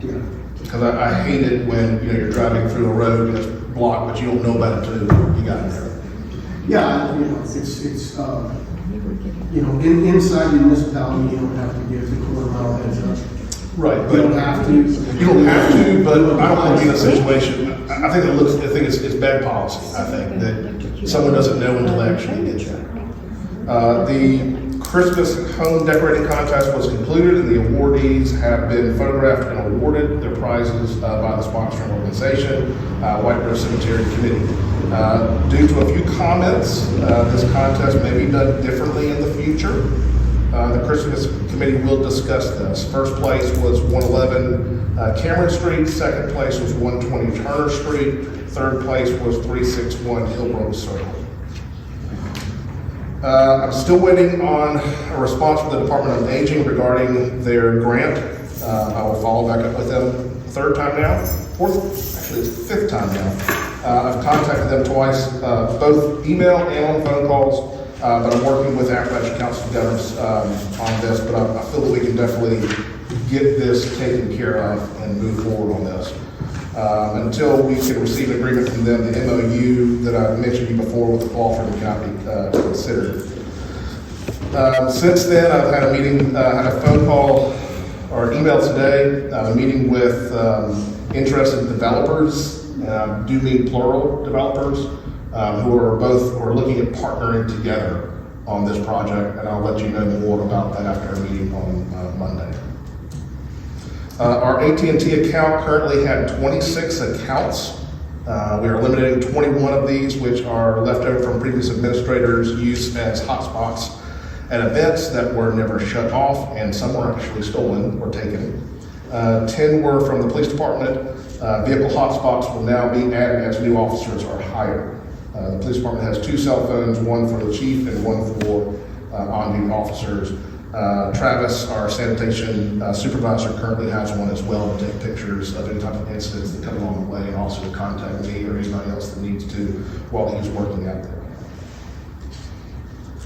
There is one position on the planning commission that needs to be filled. There is currently not a representative from District 2. However, the zoning ordinance does not require representatives to be from a specific district. So if any of you have multiple candidates interested, please let me know, and they can be nominated at the next council meeting. So if y'all can let me know as soon as possible if y'all have somebody else. If y'all don't, please let me know that y'all didn't, so then I can find somebody to fill those positions. Same thing for the zoning report, the Board of Zoning Appeals. There was 2 openings on there. I just need to know as soon as y'all can let me know on that. There are potential quorum issues on there. As it states right now, quorum is not based on the number that are nominated. Quorum is actually based on the number of positions that are there. So, How many shows up?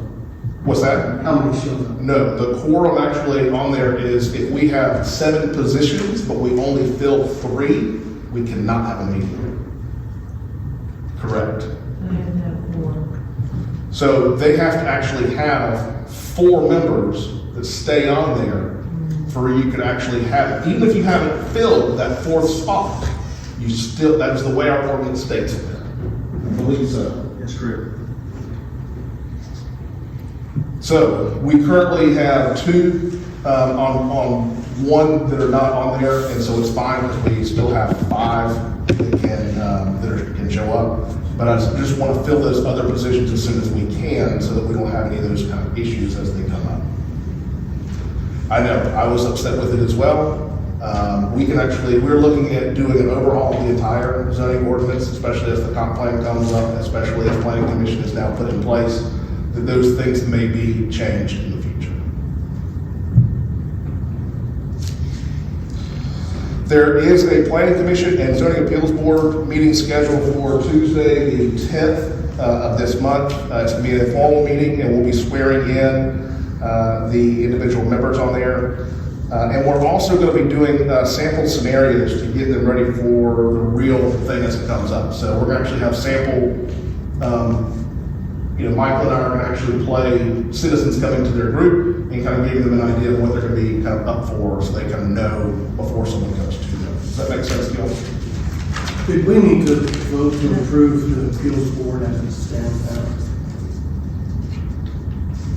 I don't believe so. Because everyone's already been put on there. We nominate. Once we nominate and we solidify the board, do we not have to vote to approve that board? So a resolution was made to nominate the 5 to 7 individuals on the planning and board of zoning appeals. So upon that, council has nominated those folks on those boards. So at this point, they're moving into their own commissions of planning and board of zoning. They'll be sworn in officers, and they can fulfill their duties. But otherwise, council, in regards to voting on John Smith, whomever, that's not required. It's an appointment, not a nomination. Correct. You've already made a resolution nominating those individuals. While that door is open, I have read something regarding, and I know this is zoning administrator, who is our zoning administrator? This is our zoning administrator. Well, when did we, How do we establish that? how did we get a zoning administrator? So your zoning administrator is in your ordinance. Zoning ordinance. Yes, and so It speaks of a zoning administrator. right, and so RCI is your zoning administrator. How is that? I thought that was our subcontractor. Right, so how did that, yeah. I So thought that was. we hired a subcontractor for code enforcement and building code. That's what the information he gave us is for building codes and code enforcement, not necessarily zoning administrator. Part of his job is to, I can speak with yeah, that. go ahead. Typically, in regards to all of that, code enforcement, building, zoning, planning, it's all under one department. So for example, our other jurisdictions, we have impromptu title, that may be the incorrect word, the actual zoning administrator, but we perform all of those duties. We are still a subcontractor performing the scope of work, reviewing preliminary plats, final plats, bringing information to the planning commission, to the board of zoning appeals, fielding phone calls, may I build a shed here, can I place a house here, what's my setbacks, etc. Those are kind of all in the building department that we were contracted with on September 1 to perform those duties. So the contract includes zoning, building, and code enforcement.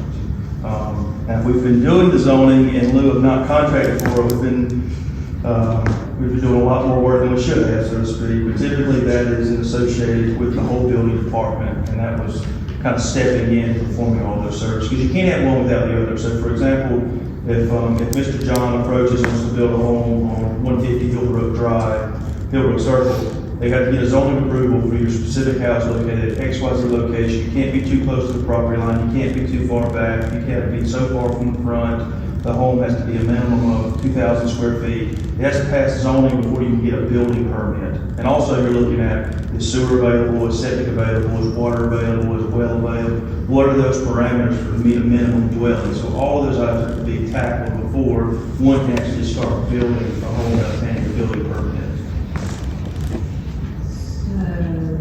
It was my understanding that the boards need to be in place before he could do any of that, right?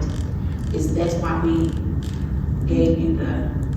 No, not necessarily. The boards would have to be in place before any code enforcement takes place so the intent of the planning commission, let's start there. The intent of the planning commission is to hear rezones, approve the comprehensive plan, review text amendments, review conditional use. For example, a bed and breakfast in the neighborhood district, you have conditional use for proper planning. Planning said, we would not necessarily want a bed and breakfast on this location. That's not what the town wants. That's not what we believe the town wants, so you would vote against that. Transition to the Board of Zoning Appeals will be associated with the code enforcement. If I misinterpreted the code, the grass is actually 10 inches tall and I measured it 12 inches. If I interpreted an item, a shed could not be located on a property, I interpreted it as an accessory structure, and they interpret it as a principal structure. Those are the kind of the intents of the Board of Zoning Appeals. It's kind of be my judge, so to speak, as being the board. They can come to and voice their opinion saying, we felt like we were wronged, we need another thing is a hardship. So for example, if you own a property that's severely sloped at the rear or the front, and you can't place your structure too far back to meet our minimum zoning ordinances, you have a variance for your exact property. It's not an item that can carry forward to all the other districts or all the other lots. You just have a hardship on your property because you have a pond in the back, you have a creek in the back, you have a very steep slope, so you need to place your house closer to the road than a little farther back that you may have to do on our zoning ordinances.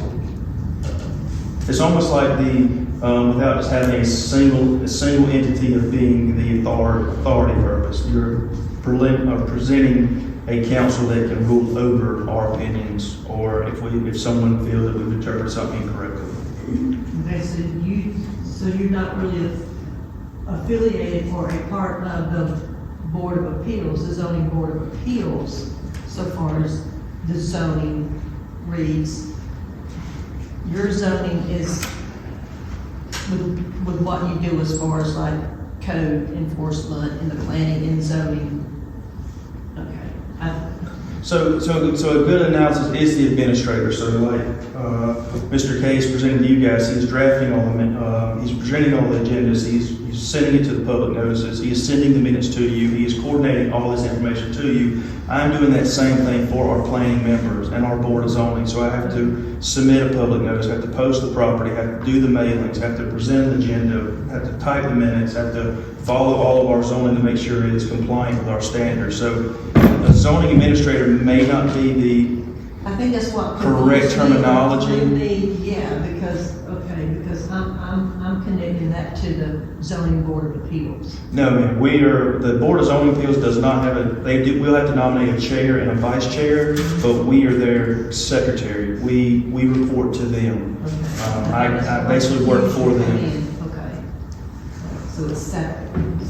Yes, but we work together. I'm Yeah, I just understand, it's separate but together. correct. And that's the same thing with the planning as well. So for example, if someone calls and wants a building permit, we field that phone call. If someone calls for a complaint of overcrowding, construction needs to be condemned, or someone has just moved a trailer into a location, etc., then we will go and report to that complaint and verify if it meets the ordinance or it does not.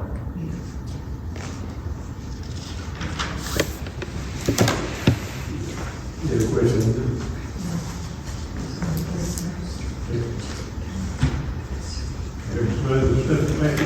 I do. History Committee met again to discuss plans for the basement. There are several items like old broken hoses, TVs, used raincoats. I've sent y'all pictures of some of this stuff. Parts of lamps, molded stuff that's down there, kids' pool, broken display cases, etc. These obvious things will be removed first. They are also putting together a proposed timeline for displays in the museum. So what I mean by timeline is, instead of looking at everything from the time the Pacolet, Trough Shoals, the Indians came here, or focus on specific time areas, kind of focusing more on like the mill timeline on there. I really would love for y'all to come to one of the meetings and kind of learn what they're talking about and what they're proposing. It'll still come to y'all, but I'll just kind of let you know what they're looking at there. This will help determine what needs to be kept and what does not. Any of you are welcome and encouraged to be a part of this process so that important items are not discarded. They're also considering, and would like for y'all to consider with them, they're also wanting to do auction some items off that may be of value, but do not fit the time frame of the direction of the museum. Keep in mind the museum should not be a place to keep everything that anyone thinks is important and historical. Next item on there is... Well, let me stop you right there. On those items that they're not going to use, I think would be appropriate to find out who donated those things and give it back to them to start with. Okay. And before you auction them off or whatever. If the people... And like I said, we're going to put together a list of all that kind of stuff, and everyone's going to have a chance to look at it before we move forward. But the main thing is, we're just going to go ahead and take care of all the stuff that I've mentioned here that's just kind of, I'm going to say the word garbage. It's old hoses or raincoats and stuff that just need to be thrown out. Okay. This is not stuff of any important value in there. This is stuff that anyone who's ever come down there says it's junk. The chief and I have gone through the storage building located at 141 Coleman Circle. Most of not all the items in the building are of little to no value to the police department or the town. We'll perform more extensive evaluation in the coming weeks to determine what all needs to be thrown away. Any of you are welcome and encouraged to be part of the process. As we clean out the building and clean the exterior, we will also get quotes on repair of the roof, fascia, exterior lights, and anything else to make it functional again. And once it's functional, I have people from the community right now who are interested in leasing it, if the town wants to, buying it, if that's what y'all are interested in doing, or other options. We can do that later. Meetings attended since last month's Spartanburg County Managers Meeting, which was another meeting February 1st. Spartanburg Rotary Club, History Committee, Planning Commission, training, meeting with Chief Hawes and Captain Satterfield of Spartanburg Sheriff's Office. So that was something that we've been wanting to do for a long time, and so now that the Chief's been hired on, had a great meeting with Captain Satterfield with Spartanburg Sheriff's Office, who's been maintaining order for our town since he came on. Also, this morning, I got to attend an Outlook Spartanburg meeting this morning at the Marriott downtown, and finally got to meet John Montgomery. And there were other people that were all there as well. At the meeting, at the next Spartanburg County Managers meeting on February 1st, I'll be doing a presentation as well as Lyman, and there's another town that's also going to give a presentation, just letting you all know about that. That is all for me. And now is RCI Mike Berry, who I inadvertently apologize for the skip over last month in the meeting. And so I think he's going to give us some of November and December.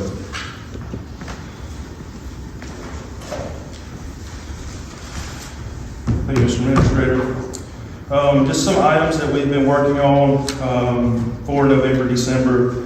In your report submitted, the biggest thing to take away, we made a big push in regards to the code enforcement items. We sent out 18 letters for individuals, and that ranged. We were pretty brisk in working through the districts, and at a point we were just trying to cover the entire town, so nobody felt like we were picking on them.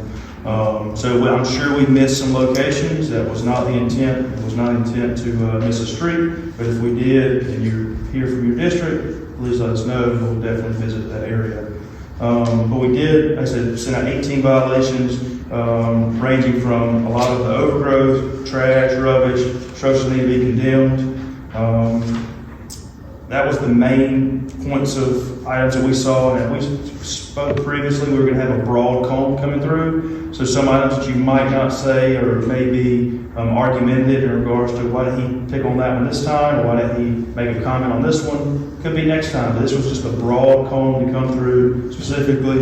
Unfortunately, there was several of them behind the town hall here, trees taller than the home, structures that haven't been lived in years. So that took a majority of the items.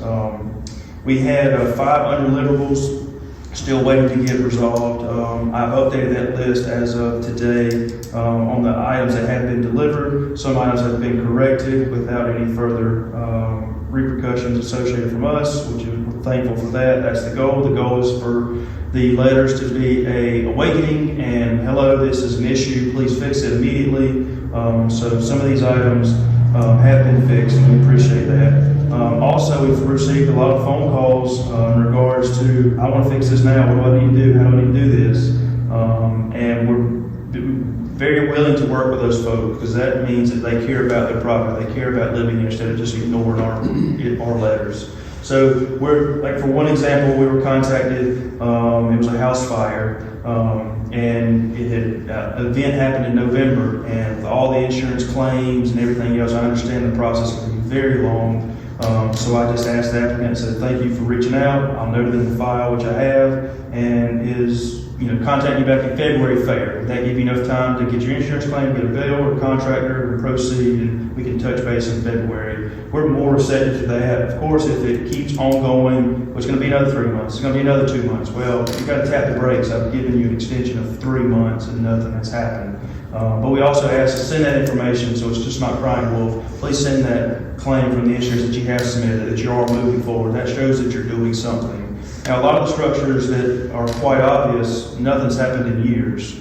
And unfortunately, some of those are, vacant in return. So in regards to what Mr. Shacker presented, for Municipal Association? He had an idea that City of Newberry implemented, and in regards to the overhaul of the code of ordinances, we're also considering implementing the code enforcement as a civil item. Instead of following the International Property Maintenance Code, which allows a form of appeal, we will eliminate that appeal. But this item will go before planning commission. Planning commission will mull it over in the workshop, vote on the text amendment, and it'll come before council for 2 readings. So it won't catch you by surprise. You'll have an opportunity to review it and make comments on when we get to that point. But we really need to get our planning members and meetings established and get a tight group and working through those items on the ordinances. But, go ahead, sir. In regards to what do you mean, simple action? So as it's written now, as in a lot of codes are, overgrowth, rubbish, trash, condemnations are through the International Property Maintenance Code, which requires one to allow 15 days for an appeal. But municipal associations is, why would you offer an appeal for a structure that's been abandoned for 10 years, totally dilapidated, grass, trees, etc., overgrowth has been obvious for several years. Why would you offer that person an appeal? It's a direct violation. So there's some language in there that can speed up the process and allow that property to be cleaned up really quickly. So you're copying the international maintenance codes, and we'll reference to Little Mountain and City of Newberry. I think they've done a good job on cleaning up that area, but it would expedite it to a magistrate level. So instead of giving an appeal and then, so for example, on these 3 or 4 that are vacant and returned, we have to wait until the deliverable is attempted 5 times before it finally is returned to the sender. So that is a month right there upon notice. So that's a month when they're delivered, and then another 15-day appeal process, that's 45 days. And then we talk with the attorney, see how many extra days he wants to allow. So potentially, once we observe a property, it could be 60, 70 days before we even come to an area that you need to, force action and the town can do anything. So we're looking to expedite that and get it to a 30-day process maybe, or speak with the magistrate and see what the timeline is on expediting it. The magistrate's office? Correct.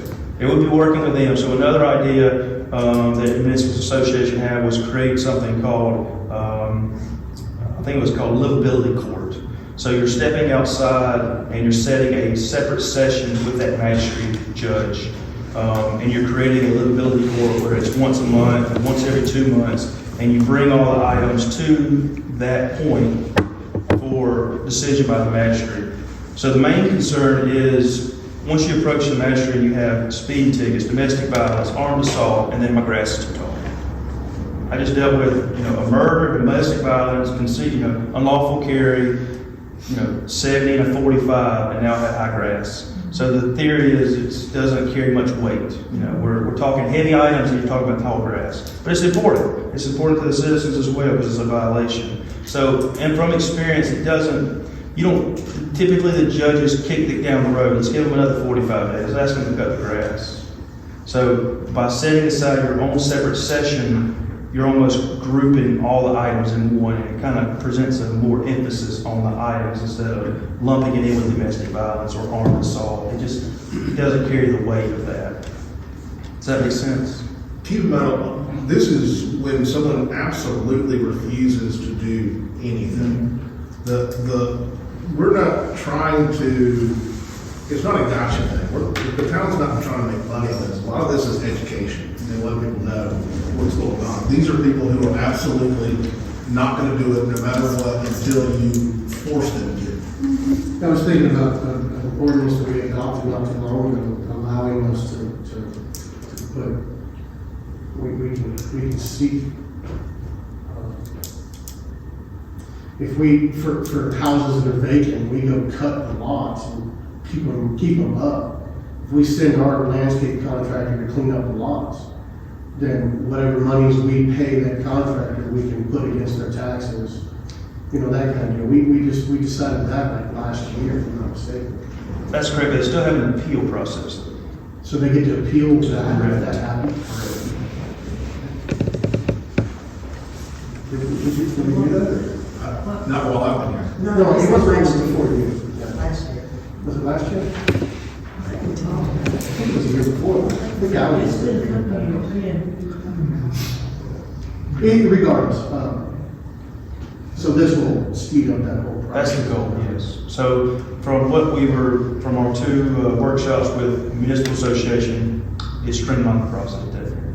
So how many other towns do this? Jeff was directly associated with the city manager of City of Newberry. He had direct evidence that it was very effective there, and also Little Mountain, just adjacent to it, had implemented similar items. So we need to wait for the planning. So it's going to go back to the revision of the text and the zoning ordinances. So maybe it won't catch and get rolled up into the entire overhaul of the comp plan, but you could do a text amendment, and it could just focus on that one item that's applicable for us. But it would be, looking ahead now, if you guys saw the first reading, given we submitted it for the February 6th meeting, your first sitting would be the first week of March, if everything were there. We would probably, it would probably be something we would want to have a workshop on something like this, and maybe even bring Jeff Shacker in, and maybe some examples from other communities, because it's very different. And I can look up the zoning ordinances and ordinances from other towns. Now that I have, for example, Newberry and Little Mountain, I can look it up and read it myself. It's not a problem. Just knowing like that's out there, that's actually nice. Right. I actually look forward, so I can find that. But it's I was something trying to figure out why I need my planning board to tell me what text I need. Why can't we just look at that and make amendments ourselves? Because it has to go through the planning commission, so the text amendment should go before planning as the zoning ordinance states. It goes before the planning commission, they approve or make comments and recommendations, and then it comes to council. Now, with planning commission, correct me if I'm wrong on this, they can deny it, it's still go to council, and then you'll approve That it. happens a lot. So let's say we see a lot of that on preliminary plats or final plats or even text amendments. Planning commission can reject the text amendment. They're a recommendation board, and Correct. typically councils take the recommendation. That's the intent. But there are cases in which they don't, and there was recently one, I gave the example last time, I'm not sure if it was in Greer or another town, where they were working on a project and they went against what the planning commission said, and I mean, it's not against the law. No, it's not ideal. The ideal scenario is planning is a sub of this committee, council. They do the homework, they ask hard questions, they ask the tough questions, they do all the research, and then you guys will trust them because you've nominated them and appointed them to be on the board. That's the intent, but you guys work together. But yeah, you're exactly right. You could definitely, planning could make a comment and council. I want to go back to what I asked you earlier. So the actual zoning ordinance that talks about the planning and appeals board, we appointed members to the appeals and planning. We did that. Okay? We never actually voted to approve that board as it was. You don't have to.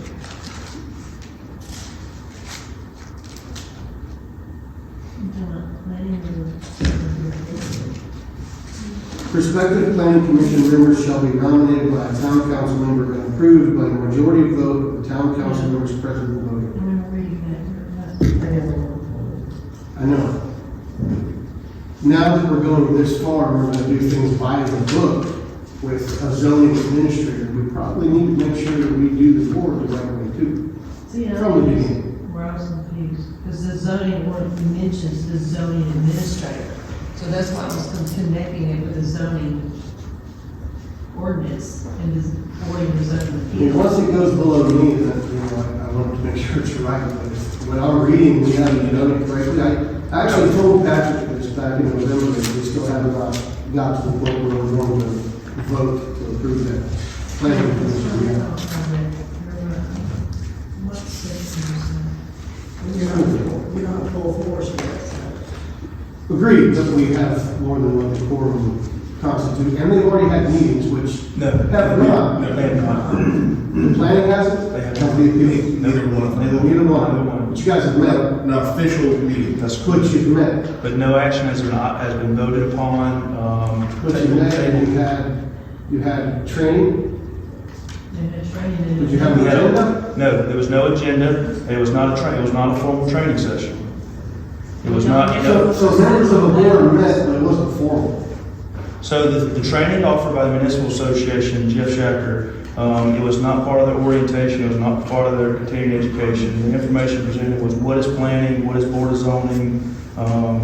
Anyone could have attended that. Yes, it was It was an orientation, they're still required to do, the 6-hour orientation of the year, correct?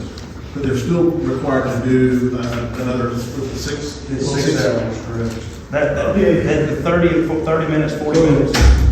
So what would be the problem, just, go ahead and vote on that right now? I mean, what's the big deal? I mean, It's not on the agenda. You have to make a motion to add it to the agenda. we'll put it on the agenda next month, I mean, you can make a motion to add it to the agenda at this meeting tonight. and, well, we'll do that.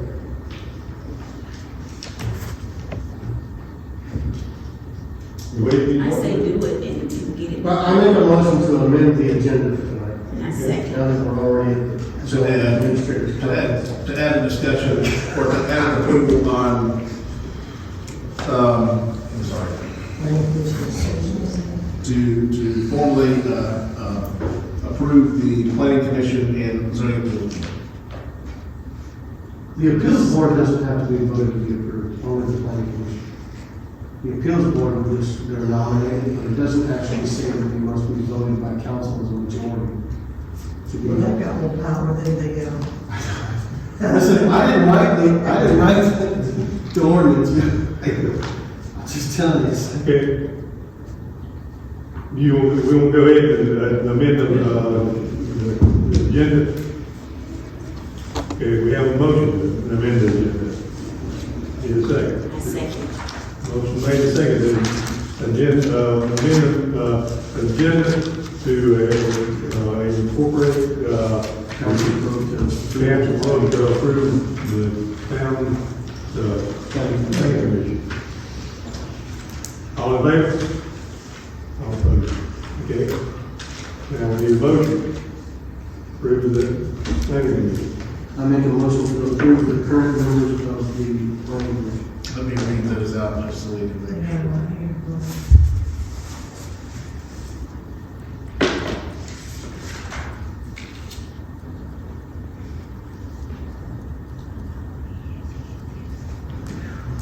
Members as following: Brett Frady, Kim Eastler, Angelique Adele, Pamela Key, I don't want to put Commissioner Brown. Caleb Mitchell, Diane Hardy, and Don Kennedy.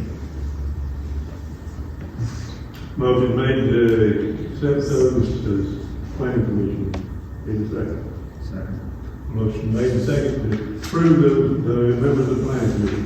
Any other questions? All in favor? All opposed? Four. That's about that. I thought you put, no. No, but as I'm reading this, says the terms for these appointees will expire when their council member's term expires. So, I think I read something different.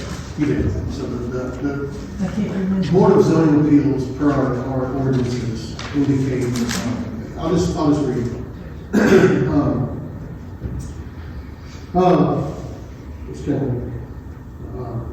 So membership for the Board of Zoning Appeals shall consist of 7 members who shall be citizens of the town of Pacolet, shall be appointed by town council with terms of 3 years, staggering so that 1/3 of the members shall have terms expiring each year. Members shall serve until their successors are appointed. Any vacancy in membership shall be filed for an unexpired term in the same manner as initial appointment. The appointing governing body may remove a member for cause by a majority vote of the town council upon written charges and after public hearing. Members cannot hold any other public office or position in the appointing local government. Can they set their own way they go off? Yeah, I mean, years they serve?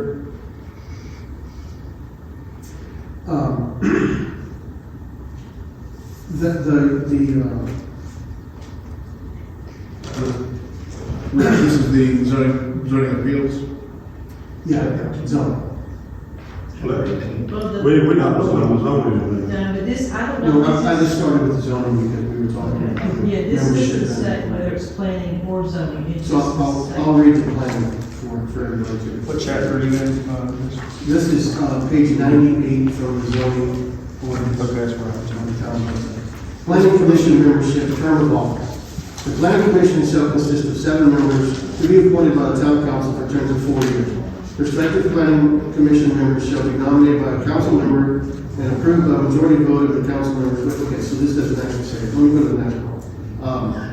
Sorry, number 3. Initial appointments of planning commission members. The council shall make its initial appointments of planning commission members within 90 days of the adoption of this ordinance. For the initial appointment, 3 members shall serve for the term of 4 years, 2 members shall serve for the term of 3 years, and 2 members shall serve for the term of 2 years. It shall be at the termination of the mayor as to which initial terms planning commission members are assigned. So essentially, since this is we've already had a planning commission, the initial appointment and startup of the planning commission is to have members coming and going in offset times. So now that we have adopted this board, this commission, that my appointment may or may not be the same length as yours or anybody's appointment for that matter. It should be up to the mayor to determine which members of the planning commission are there for a certain period of time, and that needs to be established prior to. What we talked about doing was basically drawing straws, for lack of a better term. Right. At that first unofficial meeting, so that we would kind of listen to that, and then I present to the mayor, and the mayor can formally approve that. That's fine. I would ask that it does not matter what kind of meeting you're having, whether it's training or not. If members of that commission is going to be there, publicize an agenda. Correct. I mean, it's why not? I mean, you should anyway. You need to have the public knowing that even though it's training, we still have to do it when we have a workshop or retreats. Planning commission and appeals board is no different. It still needs to be public and everybody needs to know that they're having a meeting. So the planning commission meetings and the zoning board of appeals meetings have been posted on our bulletin board over here for 2023. Okay, yeah, but the prior ones is what I'm talking about. Anything moving forward, we need to have those meetings, an agenda made for those meetings and then it posted. The agenda has to be made 24 hours in advance. That's fine. Yeah, I'm just saying, moving forward, I want to make sure we do that. Our typical, going back to the item in regards to nominating of voting, et cetera, not voting on one and voting on the other is contrary. If you're going to do it, you should do it with both. So that would be a code text amendment that we would have to submit before planning to delete text or add text that planning would have to approve first, and then it would come to council for first reading, second reading. That should be the hierarchy and procedure on how we would change the text. So if you guys wanted to vote on everybody, that's fine. If you didn't want to vote and just appoint, we would have to make the change and we have to go to planning for approval, then come to you guys. I think it's necessary to have a resolution regardless. I mean, it only makes sense. You know, I was going to say that after we did the planning. That regardless, even for the appeals, I think it's necessary that we all accept the appeals board. Correct. Well, the Board of Zoning Appeals says it shall be appointed by. It does, yeah. For a term of 3 years. Yeah, it does. And this is just a good faith resolution, basically. It's just a good faith resolution from the council saying, all right, we all accept that this is going to be the zoning board.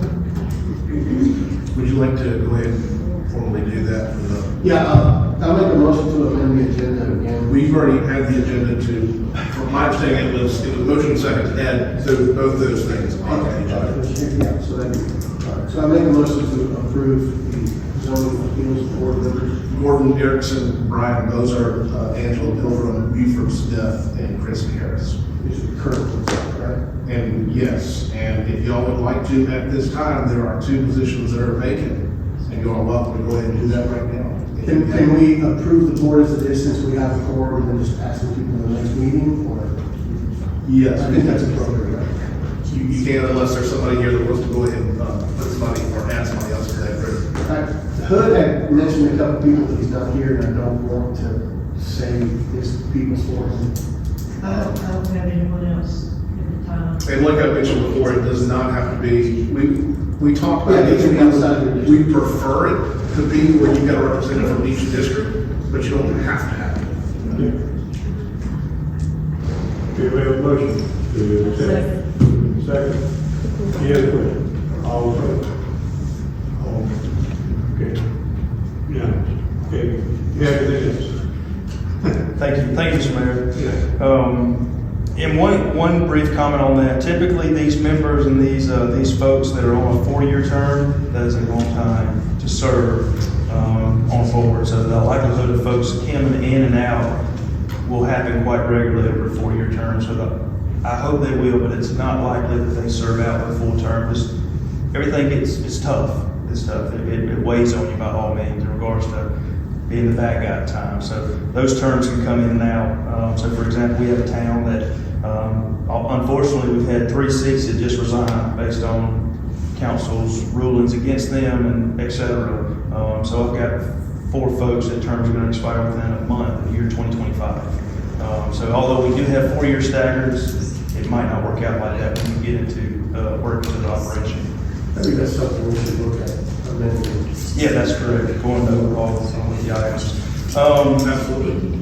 To conclude, we're still diligent about going, make another pass next week in regards to trying to find some more, cleaning up the areas. We've had some contacts in regards to building permits for some gas lines when it's been really cold here. We're working through a couple of pitfalls in regards to the county. The county is struggling to recognize us as our own entity. It's every day it almost seems like a catch-all. I get a call from the county or a contractor. They just need your approval. They should need our approval. We're our own entity now. So me and the administrator are working through some hurdles with that. But I was thankful I had a guy call today for a gas line installed, get a permit. And the county rejected them and asked them to call the town for approval and get a permit, et cetera. So I was thankful for that. But we've run into some hiccups with the county speaking for us and turning contractors left and right. So we're working, hopefully the county will continue to yield to us. Is that because we haven't had this in place before and they've just been doing it and just? That's correct. Yeah, so I've received several calls. We just need your approval. What are we talking about? Just need your approval. The last 8,000 and all that, houses falling in, several around the you talk to those people. So some of those letters have been delivered. I mean, once again, like we talked about earlier, we're doing an overhaul. We're working through the text minutes, but the rules that we have now, the letters were delivered 12:30, so they have 15 days to make an appeal. And what we always do is give them an extra 15 just in case there's another, they didn't get the letter, there's some type of excuse. And to be honest, at that point, you send another letter just to say you did your due diligence. So it takes a while in order for them to get some action and traction. Like for example, there's 3 on here right now that was vacant and returned. I have to wait 5 times to deliver. It gets finally returned back to us as unsigned for. And those homes, the only address on file is the actual home that hasn't been lived in years. So constantly going and getting reverberated back to USPS. So at that point, we'll have to post it at a conspicuous location, red placard, 15 days, here's our letters, etc. I mean, it's a lengthy process. It's a month process, not days and weeks. Yeah, okay. But we started the process. Okay. And we were in conversation with Gary Frost on the process to make sure that we're following all the guidelines as best we can. And we're going to set it up in such a way that it's not just once the town goes in there, levels property, or does what needs to be done, it's not just going to be a lien property. It's set up in such a way so that when they pay their taxes, they also have to pay this. Because we're not going to be in a situation where they own the property forever, they never sell the property, so they never have to worry about it. That's what I thought we had approved months back. That type of thing, instead of just a lien, tax lien. Yeah. I'm not confident, I'll double check on that, but I'm not confident it's set up in a way in regards to taxes. It may be, but I'm not quite certain. I think it's typically set up as a lien on the property. So if we put a lien on 101 Church Street, it may be passed down from Mr. to his son to his daughter, etc. It could be years before we ever recoup our fees, but if it's regards to taxes, it's going to be a Yeah, two-year that was term. part of the discussion, that's the way that we knew that that was prior, that's what we're gonna do. I've had a conversation with Gary about it. And he recommends moving it forward. He says there is a way to set it up so when they pay their taxes at the end of the year, they also have to pay this, or they. I was thinking that we had already approved this, but we may have talked about it, and never came. Yeah. Yeah, so the text would have to be amended to read, et cetera, before it gets to that point. So for example, one property we have, property tax may be $400, cleanup costs $10,000, property tax next year's gonna be $10,400. Don't pay it, goes to tax sale, we get our money back.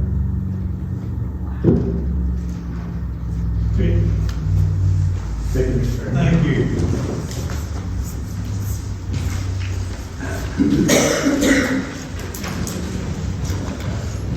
Good evening, council. If you would have a separate handout, you have at the bottom of your packet that is an individual piece of paper, it's our statistics for 2022.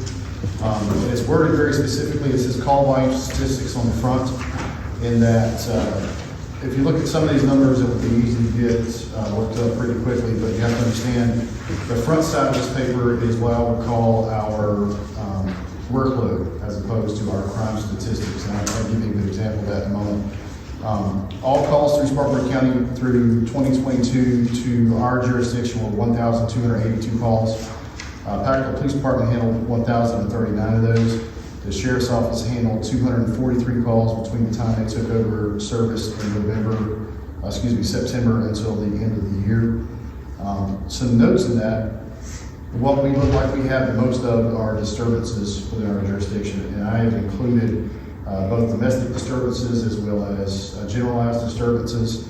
And that is the kind of thing, just kind of make a mental note, is there's not a lot of proactive policing you can do to prevent people from being upset with each other, that are family members, household members, and stuff like that.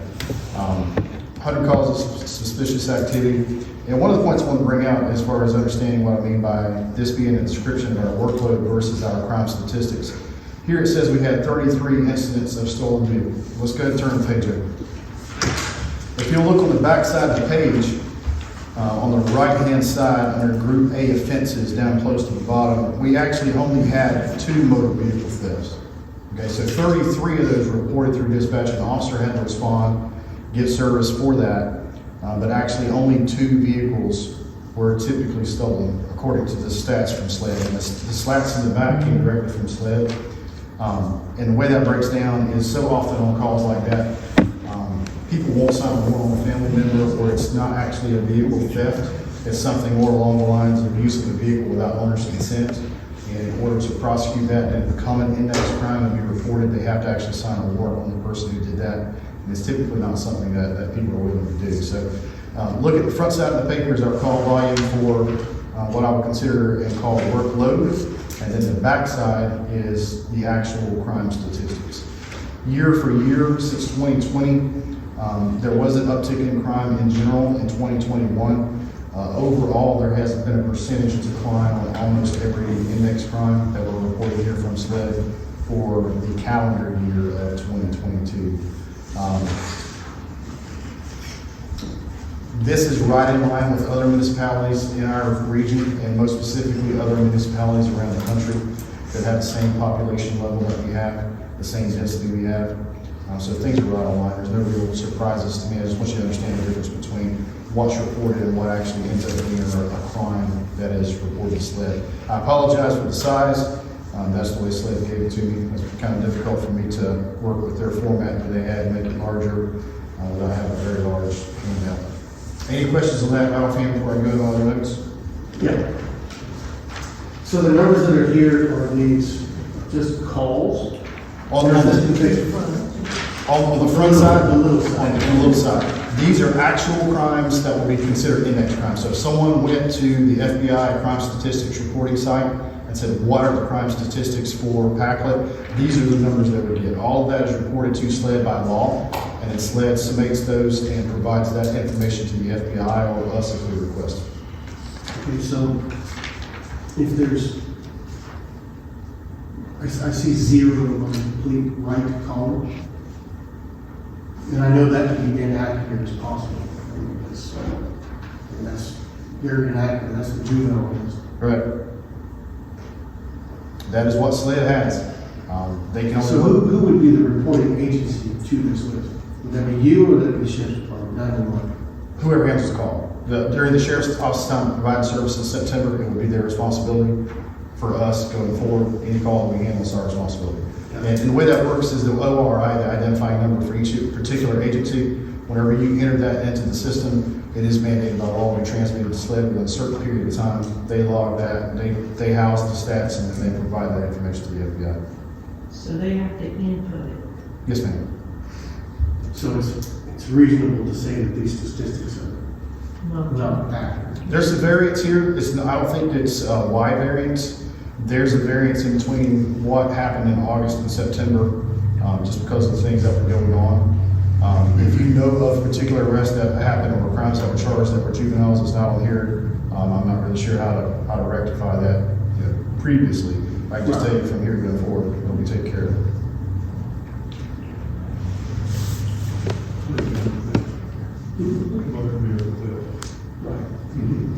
I doubt seriously that was actually stolen. That was probably someone borrowing the vehicle, and then the family member actually went and signed the warrant for it. There's not a lot of professional vehicle thefts out there. It just doesn't happen, especially in an area like this. So it only shows up if someone signs a warrant.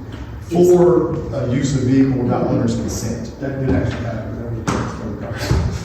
Okay. That was right. I got you. All right. Well, I'm glad that's accurate then.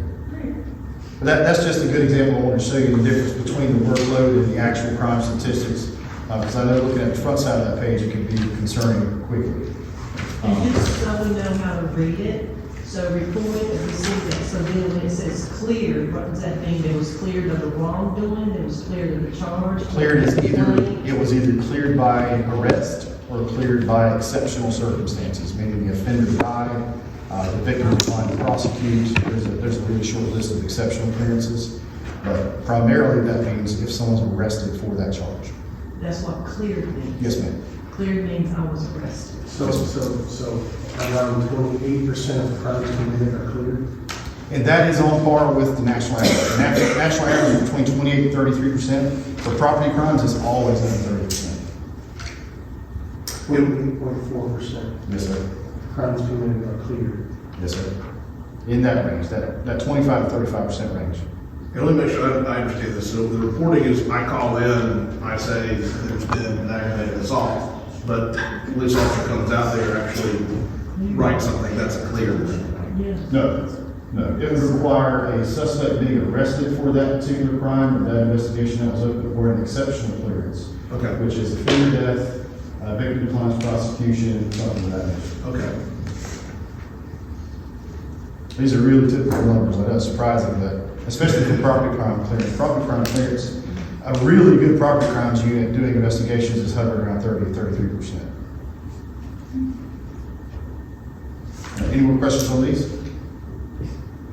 And we have copies of these that are left here for any citizens who want to come by and get that. We're going to publicize it. We have the statistics available if anybody wants to get a copy of us to look at it visually. From a staffing standpoint, I know that is paramount for what we are trying to do going forward. Up to this date, I posted the job on December 24th. We have 26 applicants in the first 12 days. In those 26 applicants, in all honesty, I think we have about a dozen that are good qualified applicants.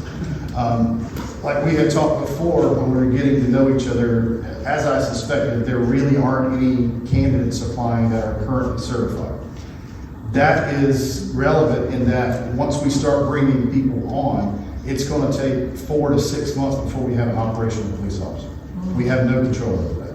We have 4 weeks that we have to teach them here. It'll take a couple of weeks after that to turn around and get an academy date. They have to be at the academy for 8 weeks. Once they come back from the academy, it's mandated they have a certain period of field training. Then after they get off field training, they have to be observed for a certain amount of time. So we'll be really good if we hire people in the next month and they are operational by July 1st, which was kind of our goal. We were hoping to be staffed by July 1st. I think that's going to be pretty difficult to do, but we do have viable candidates. We have several candidates that it looks like on their resumes and applications just came out of the military and are first civilian life job and always wanted to be in law enforcement, which is a natural progression for a lot of people in the military. But they just are starting to go through the application process. One of the things the administrator mentioned earlier that we have been discussing is the hiring sign-on bonus. Specifically to me, I think that carries the most value for already certified officers. I don't know that we really need to do that for people that are not certified, that we're going to send through the academy and make that investment in. I think those dollars will be most wisely spent in offering a bonus for somebody who's already certified and already has at least a certain degree of experience. You typically don't get 15-year officers whenever you do that, but you will get officers in their first 5 years that, for whatever reason, are unsatisfied where they are. So I think that sign-on bonus, as we approach that topic in the future, would go a long way towards trying to bring someone here that we don't have to invest 6 months in to just get them on the road and be operational. Go ahead.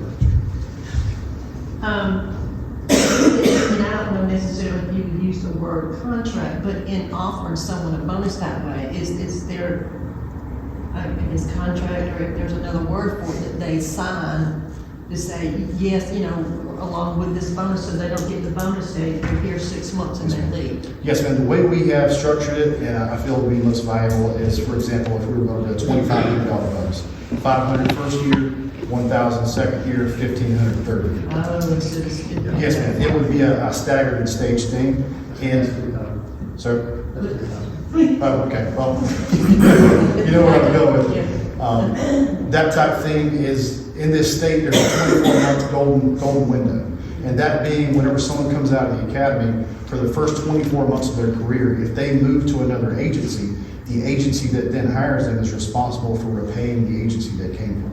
All the money that they spent on them to get them trained, which on one hand is a great thing, on the other hand, it's kind of difficult whenever, for example, yes, ma'am, we're not getting anything for it. Yeah. And we're taking a lot of risk from that point forward. So you're saying that towards a bonus? I'm sorry. We're talking about the bonus. Stagger the bonus. Right, I'm saying staggering the bonus because the state has a 24-month problem in that around that 2-year mark in the fours where people are jumping ship. So if we can stagger it out over, I'm feeling like a 3-year period to keep them beyond that 24-month golden hour, I think we'll keep more candidates long term. Because if they think. We'll give them $5,000. So I want you to tell me this bonus would be based on employment only. Yes, sir. You stay, you get this money. Yes, sir. So how would that affect the other employees of the town? Right, in the police department or other agencies? Or with the trash, or the administrator, or the clerk? They stay. Right. It can't be a performance bonus. Right. Because you're not allowed to do that. Most jurisdictions classified as a retention bonus, in that officers are jumping from agency to agency, or the difficulty in trying to hire people if they don't feel like they have something to do in the future to reward them for being loyal. It's a really cutthroat game right now with recruiters and officers jumping from agency to agency. Yeah, and I completely understand that, but the reason I say that is because as soon as you start saying it's a retention bonus, you have other. Well, it's a hiring bonus, and it's all proposed, we're still working through all of it. Yeah. It's a I hiring completely bonus. understand, I just want to know that. Right. It's a hiring bonus, but to Ms. Sexton's point on there, we don't want to give them all up front because the possibility of them taking the money and running and going somewhere else, and then we're stuck again with nothing in there. So we want to make sure that they're getting it paid out, you know, they're staying here. But in terms of, it would be an incentive to try to get more police officers. In terms of what we're trying, and I get exactly what your point is, we actually discussed this today in the office, is how does that affect every other employee with the town? And we're trying to figure out how that works to do the hiring bonus. I think if you look at it this way, the employees of the town have consistently for the past couple of years gotten bonus based on their salary, right? I don't see that this council moving forward would probably change moving forward. We could probably just decide now that this is something we'd like to keep in place, and that would be the hiring bonus. If officers know it coming to this town, they're going to get a percentage based on their wage every year as a bonus That's a hard. Absolutely, and that is another aspect of what we've been discussing. Other towns don't do that already. They do, but they call it a step program for their salaries. Right. Just vocabulary is all I'm talking. And we have a outline for that we've already created that we're discussing and looking through and comparing to other I think it's agencies. a good idea to bring up to the workshop. That's exactly what we're, We already have it there. yeah. All right, from a staff standpoint, I wanted to wait until after the first of the year before I started pulling people in for interviews because people so often decide they want a new year, new me, like they got the first of the year. So I'm looking at this week, beginning to set up initial interviews, probably by Zoom before we do a panel interview, to start getting candidates narrowed down and start going through the testing process. A couple of things that I found coming on board, there's quite a lot of issues with the equipment room. I'm going to need some equipment to take care of that. I need shelving racks, and I most specifically need a couple of large gun safes. I have spoken with the administrators in the state for a government surplus program that we can get property from for free. You basically just have to go and get it from Columbia. They have assured me there's lots of that type of material in that program. But if something has happened and that supply line is dried up between now and our next meeting in February, if I haven't been able to secure that property between now and then, it's going to be important to me for you guys to go ahead and agree that we purchase that property and put it in use to organize that meeting. One example is going into the equipment room and basically taking control of it. There were guns laying on the floor. There were ammunition and tasers and stuff just laying around. The gun safe is of a size that you would put in a small closet in a home. Because it's so small and the room is so sealed off, some of the firearms actually got rust that have built up on them. So quite a few issues that kind of chain on top of each other. But as far as the storage issue, the gun safe issue, I'm going to try to take care of that over the course of next month. If I can't, please be prepared to let's deal with that in February. Uniforms, the department was in a transition period right whenever the previous administration stepped out. We were fortunate that our vendor has decided to take the majority of that back. There is some that we are stuck with. I thought we would be stuck with several thousands of dollars worth of body armor that was fit for officers that no longer work for the agency. I've spoken to the vendor. The vendor has floated the idea, just in their efforts to give good customer service, to take that body armor back and resize it for what would work for us, most specifically something that will fit me. For example, everything in that room is so big I can put my arms inside the body armor, the smallest piece of body armor we have. They're willing to do that so far. We also have a couple of other agencies that are interested in purchasing some of that new body armor with us, from us, because they use the same color and the same type. It's also the same vendor that Spartanburg County is going to for all of their products. So they seem to be giving good customer service at this point.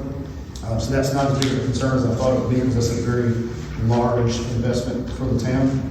Question? Sure. So then we would have to repurchase when we hire an officer? No, ma'am, what I'm hoping to work out on the town's behalf is for them to take back the items we have and hold them. Right. And as we hire people on, they will resize that to that size of that officer. Okay. That's my plan, that's my hope. I'm hoping they go along with it. So far, they have seemed like they're willing to give us that kind of service. But that will ultimately be up to them and their internal policies and how they handle the terms. Drones been handled, the vehicles. There's some notes on the vehicles, other than selling the vehicles. We had those two Tahoes. The two Tahoes are rear-wheel drive, two-wheel drive vehicles. This is a significant issue. The county has several two-wheel drive, rear-wheel drive Tahoes. The last snow and ice storm we had, they could not be used. The deputies that were assigned those vehicles had to ride in Ford Explorers that were all-wheel drive vehicles, because those vehicles just won't drive on that tight surface. It's the equivalent of driving a Camaro on an icy road. In addition to that, there's issues with the equipment that was installed inside the Tahoes that you literally cannot see out the back of them. And the cage structure inside the rear of the vehicles, they have a texture on them, and everyone's seen TV. People get arrested under the influence of something that bang their head or their feet on the windows of the vehicle. Well, the actual cages inside these two vehicles would harm a person if they did that, to the point that it would require, taking them to the hospital and get them stitched up. I don't think they're safe. Is it the texture? Yes, ma'am. It's large, diamond-shaped grate.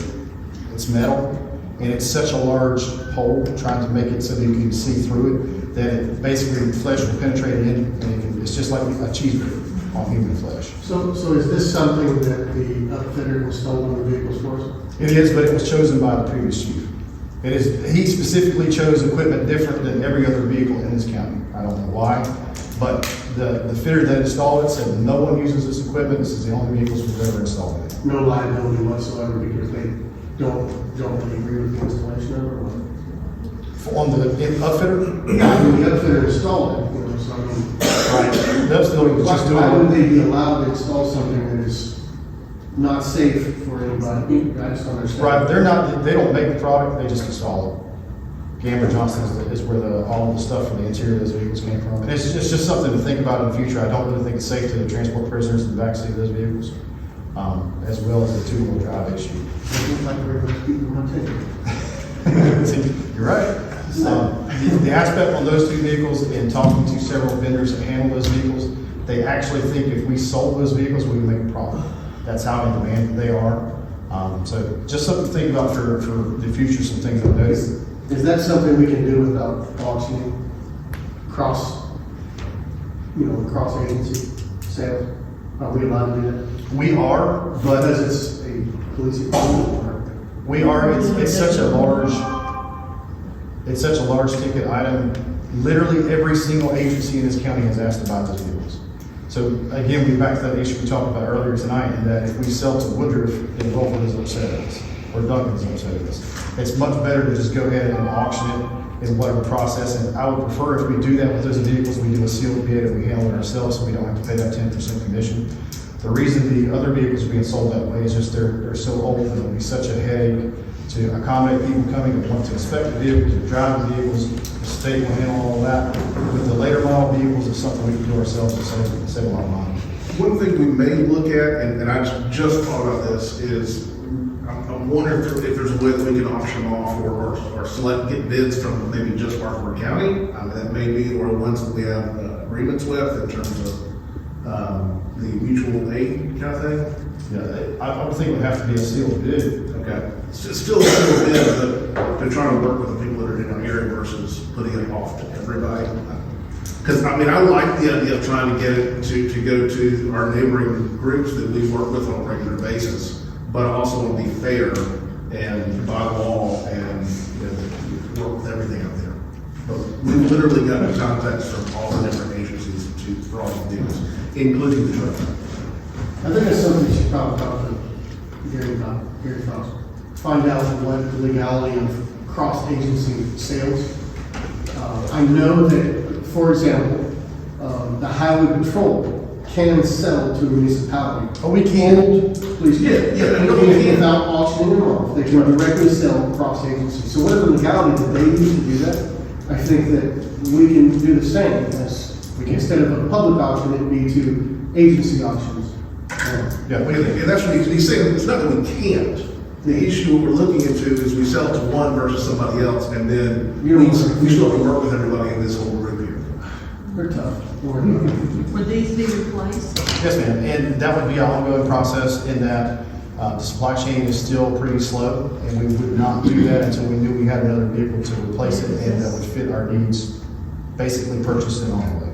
As I understood, that's what was the problem just about earlier. Yes, ma'am, that's why they want to buy them and why they probably would pay more than what they're actually worth in the bid process. The two Durangos, neither one of those are police package vehicles. If we got in a chase with those vehicles and there was some sort of issue, that would not be a good thing. So it's basically the same thing for those. You said that there's civilian. They're civilian model Durangos that have police equipment installed in them, because there is a police version of Durango, it just was not available when those vehicles were purchased. We didn't spend this money. Yes, sir, I can understand. We didn't sign up with the state contract at that time, so we purchased whatever vehicle that we could find at that point. And again, even though these are not the better quality police vehicles, we still have, every municipality wants to buy them. Yeah, well, I mean, they're relatively new, they have not that many miles on them. I mean, it's better than what they're driving from currently, and all the other vehicles. Or Caprice. Yes, sir. I've talked to multiple vendors that provide services to the police department, most specifically Law Track and Watch Card. Law Track is who handles all of the software in regards to records management, issuance of tickets, warrants, stuff like that, court records, court management. In order to be able to use that system, I've got to have a full training day with them, and that is scheduled for next week on Thursday. I have to go down to Hampton, South Carolina, and take care of that. The cameras that are inside of the vehicles were actually brought to us through a grant program through the South Carolina Grants Office at the Department of Public Safety. I bring that up because it has been found out since that these were actually not brand new cameras whenever we received them. One of the vendor salespersons told another chief in the county who relayed to me, and I know this is third-hand information, that these cameras were refurbished cameras from the manufacturer that were essentially passed off as new. Almost every camera we have in a vehicle has a problem, however, they still are under a 5-year warranty. I have finally gotten a list of warranty service shops that can take care of that, so the appointments will start being made. But the reason I bring it up is that this program does not exist anymore. In the future, any cameras that we install in any kind of vehicles, unless we specifically have a unit in our department dedicated to traffic enforcement only, we will not be eligible for grant money for the in-car camera systems. That's not that big of a deal. I don't feel like it warrants that we have a traffic division or anybody specifically dedicated to that. Just as a mental note for yourselves for the future, as these vehicle purchases or re-upfitting or equipment purchases come along, that won't be available. We'll have to actually purchase the camera systems. Met with Spartanburg County Sheriff's Office command staff a couple of weeks ago. They were fantastic. They've been great to work with and deal with. They completely understand the situation and circumstances we're in, and assured me anytime we need help from here on out, as long as it takes, they're more than happy to do that. They're here for us. We're working together on a couple of projects. They had me spend a couple of hours with their recruiter who gave me some really good information and that I am actively using to recruit officers to the department. It's one of the reasons why we have the number of applicants we have, is utilizing the techniques that he's using. They went from having 1 or 2 applicants a month to over 100. And I'm implementing what he taught me to do. And in 2 weeks, we basically have almost 30. So appreciate the time that he gave me, and I'm glad I've got those techniques. Departmental policies, the South Carolina Criminal Justice Academy mandated that there were a certain set of policies that every agency in the state had to have signed off as a policy and have implemented by January 2023 to be considered a legal, lawful law enforcement agency in this county. I found the policy manual at the agency. It took some time to find it. It was only written last in 2015, which is not acceptable. These policies need to be revisited annually, every single year, and either updated as needed or signed off and approved by whoever the chief executive of the agency is. I have rewritten and reapplied all the policies that we need to have to be in compliance with what the Criminal Justice Academy mandates, as well as several others I've added. This is going to be a very large policy manual. At this point, we're 8 or 10 policies in. We're going to be 30 to 40 by the time I'm done with it, just to get us up to today's modern day standard. And in doing that, that's what's going to start that process for us getting state certification. That's our goal. We discussed that before. So having a good, viable, specific policy manual that is in line with other agencies our size, other agencies' call volume, and the number of officers they have, the population they have, that's really important. Not only from a standpoint of being doing what the Criminal Justice Academy says we have to do, but from a civil liability standpoint for the town. So we're in compliance. I've completed all of that. I've also been working with all the agencies in the county updating our mutual aid agreements.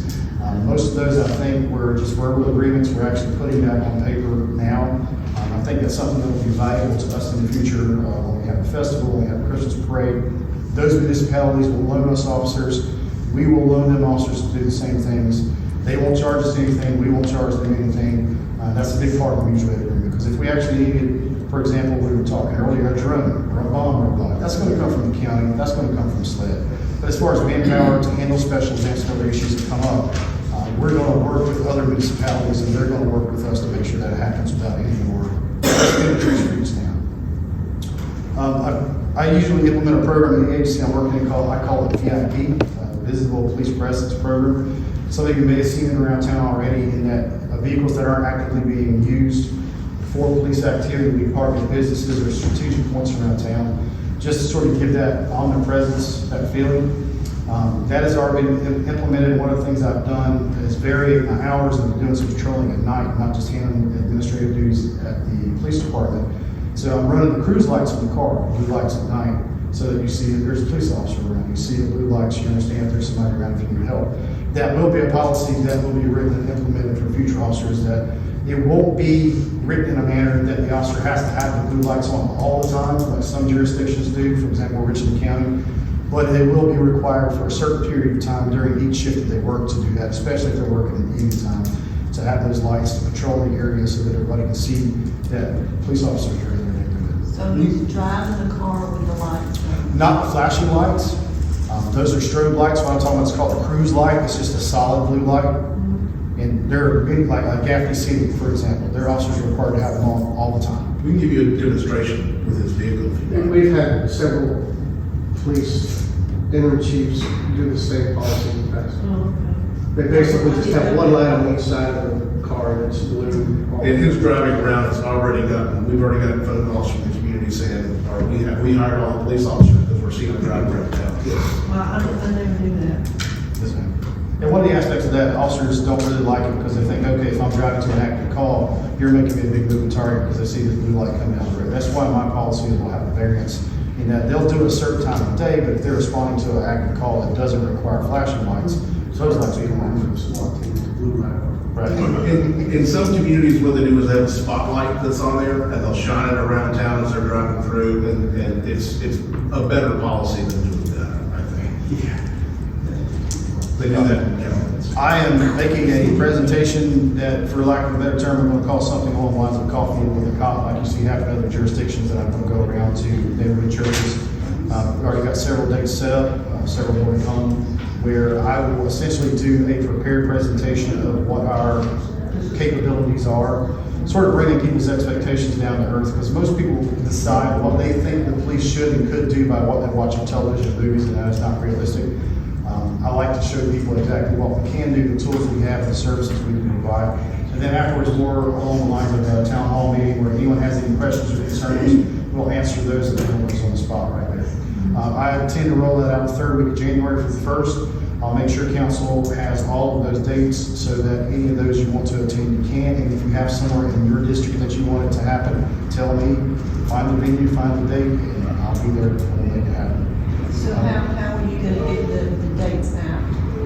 We haven't set a specific date yet. As soon as it comes out, all the same way that we publicize our agendas and council meetings, we'll put it out to all the same meetings. We'll give- On media also? Yes, ma'am.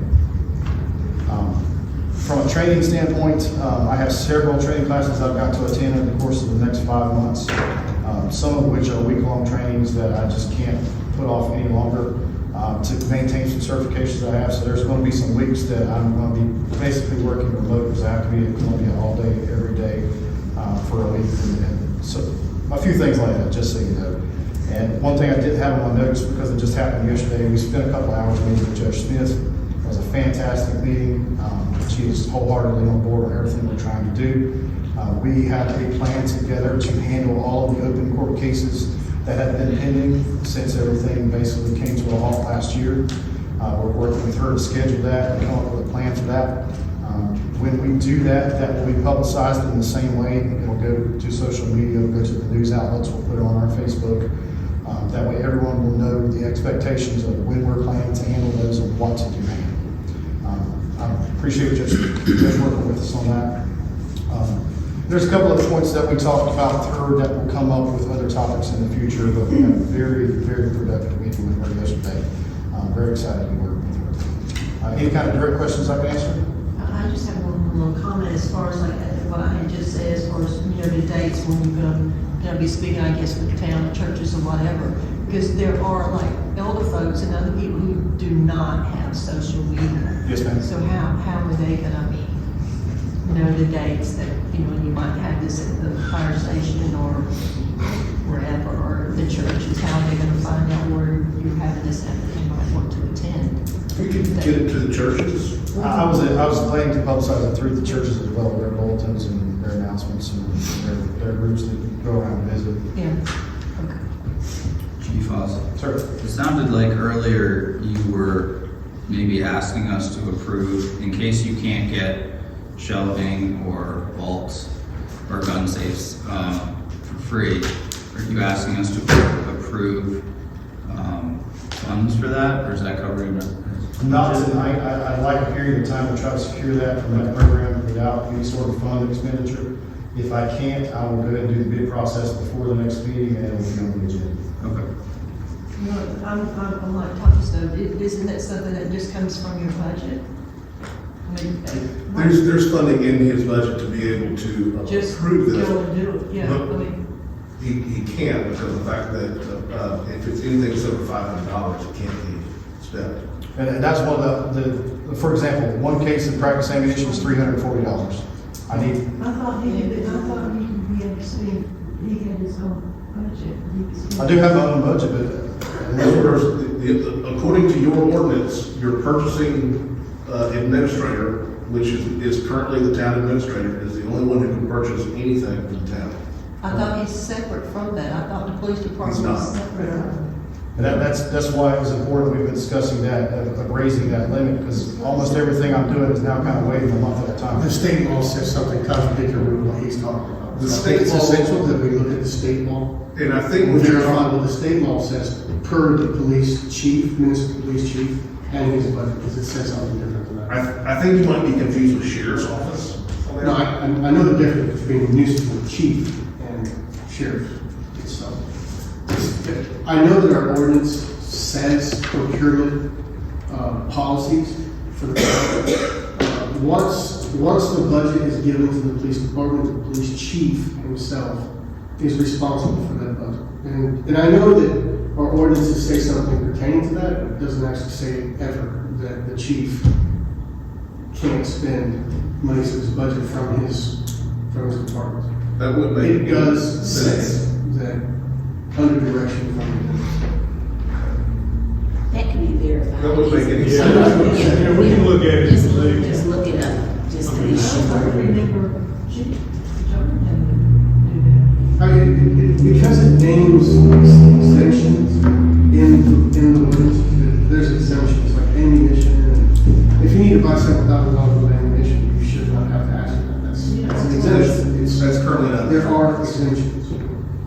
Should be. It should be. That was one of the things, if you look at what I was proposing on there, it's like, for instance, office supplies, equipment, ammunition, that we should be able to just move forward on this sort of thing. do that ammunition to be able to be separate from the town. Anyway, I guess we can discuss it. It's different. It's something that needs to be looked into to verify. Because, I mean, I've had conflicting descriptions of what it is. I mean, even Tony saying, no, it's not the same. I've read it many times myself, where it completely sounds like the chief is appointed the chief, which is another, like Tony's appointed, the administrator's appointed, you're appointed. You actually have more powers than pretty much anybody in this town because of your appointment. It's your budget. It's- But that wouldn't make any sense, because if I'm his boss, why would, You're not, You're not technically his boss, because you can't fire him, you can't hire him. You're not technically his boss. You are there for administrative assistance.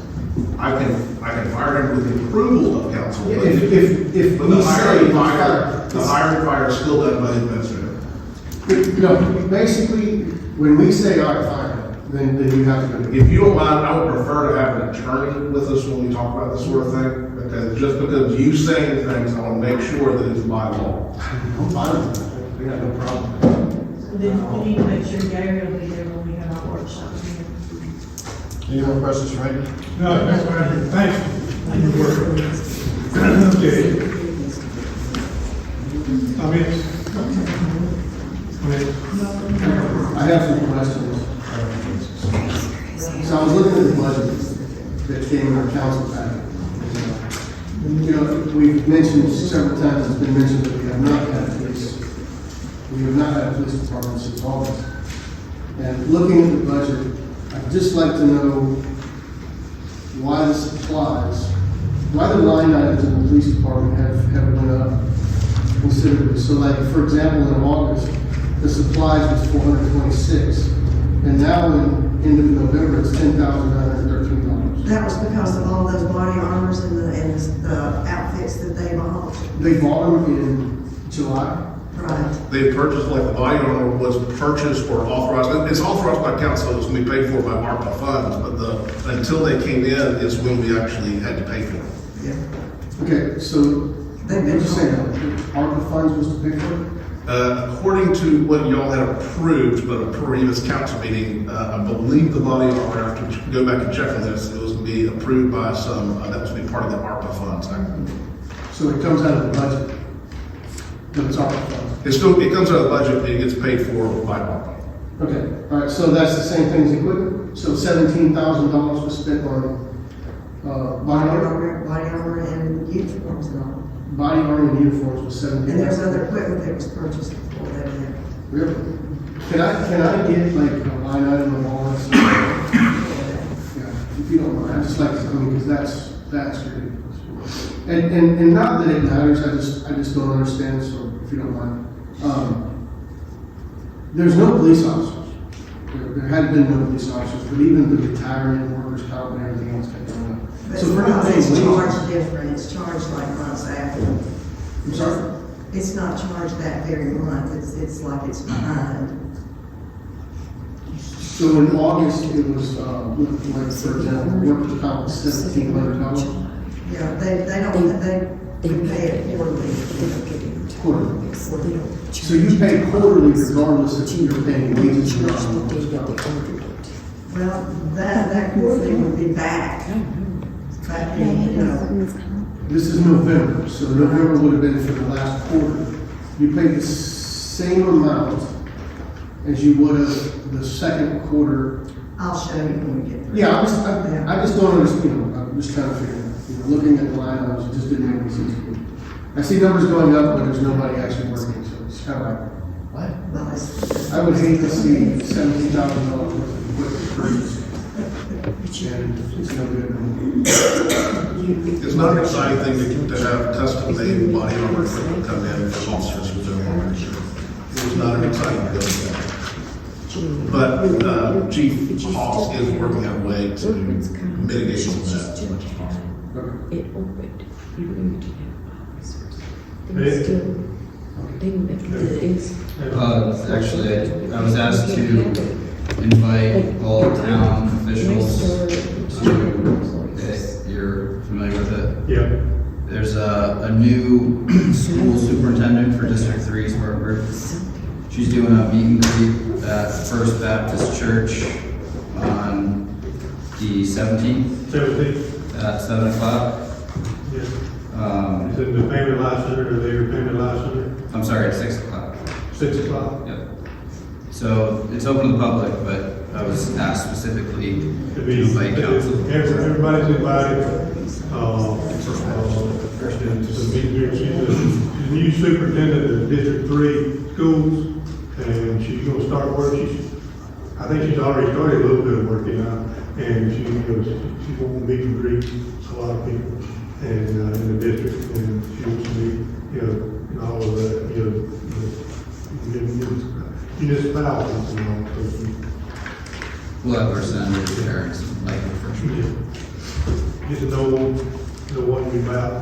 So, yeah, that's the 17th. I had a call today, I get feedback, Chris Jolly is the, chairman, of that board, he wanted to meet with us and her, Patrick and I. So, yeah, we'll do that, and we'll meet and greet, and she's gonna meet and greet with the Lions Club, on the 17th. We hadn't said that yet, Chris Jolly and I. I'm sorry, in January the 17th. Yes. First Baptist Family Law Center. Yeah, 6 o'clock. Mhm.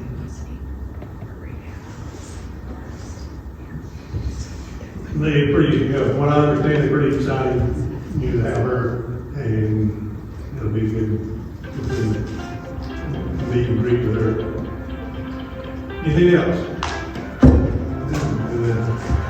Anything else in the motion to adjourn? Motion made, second, adjourn, all in favor?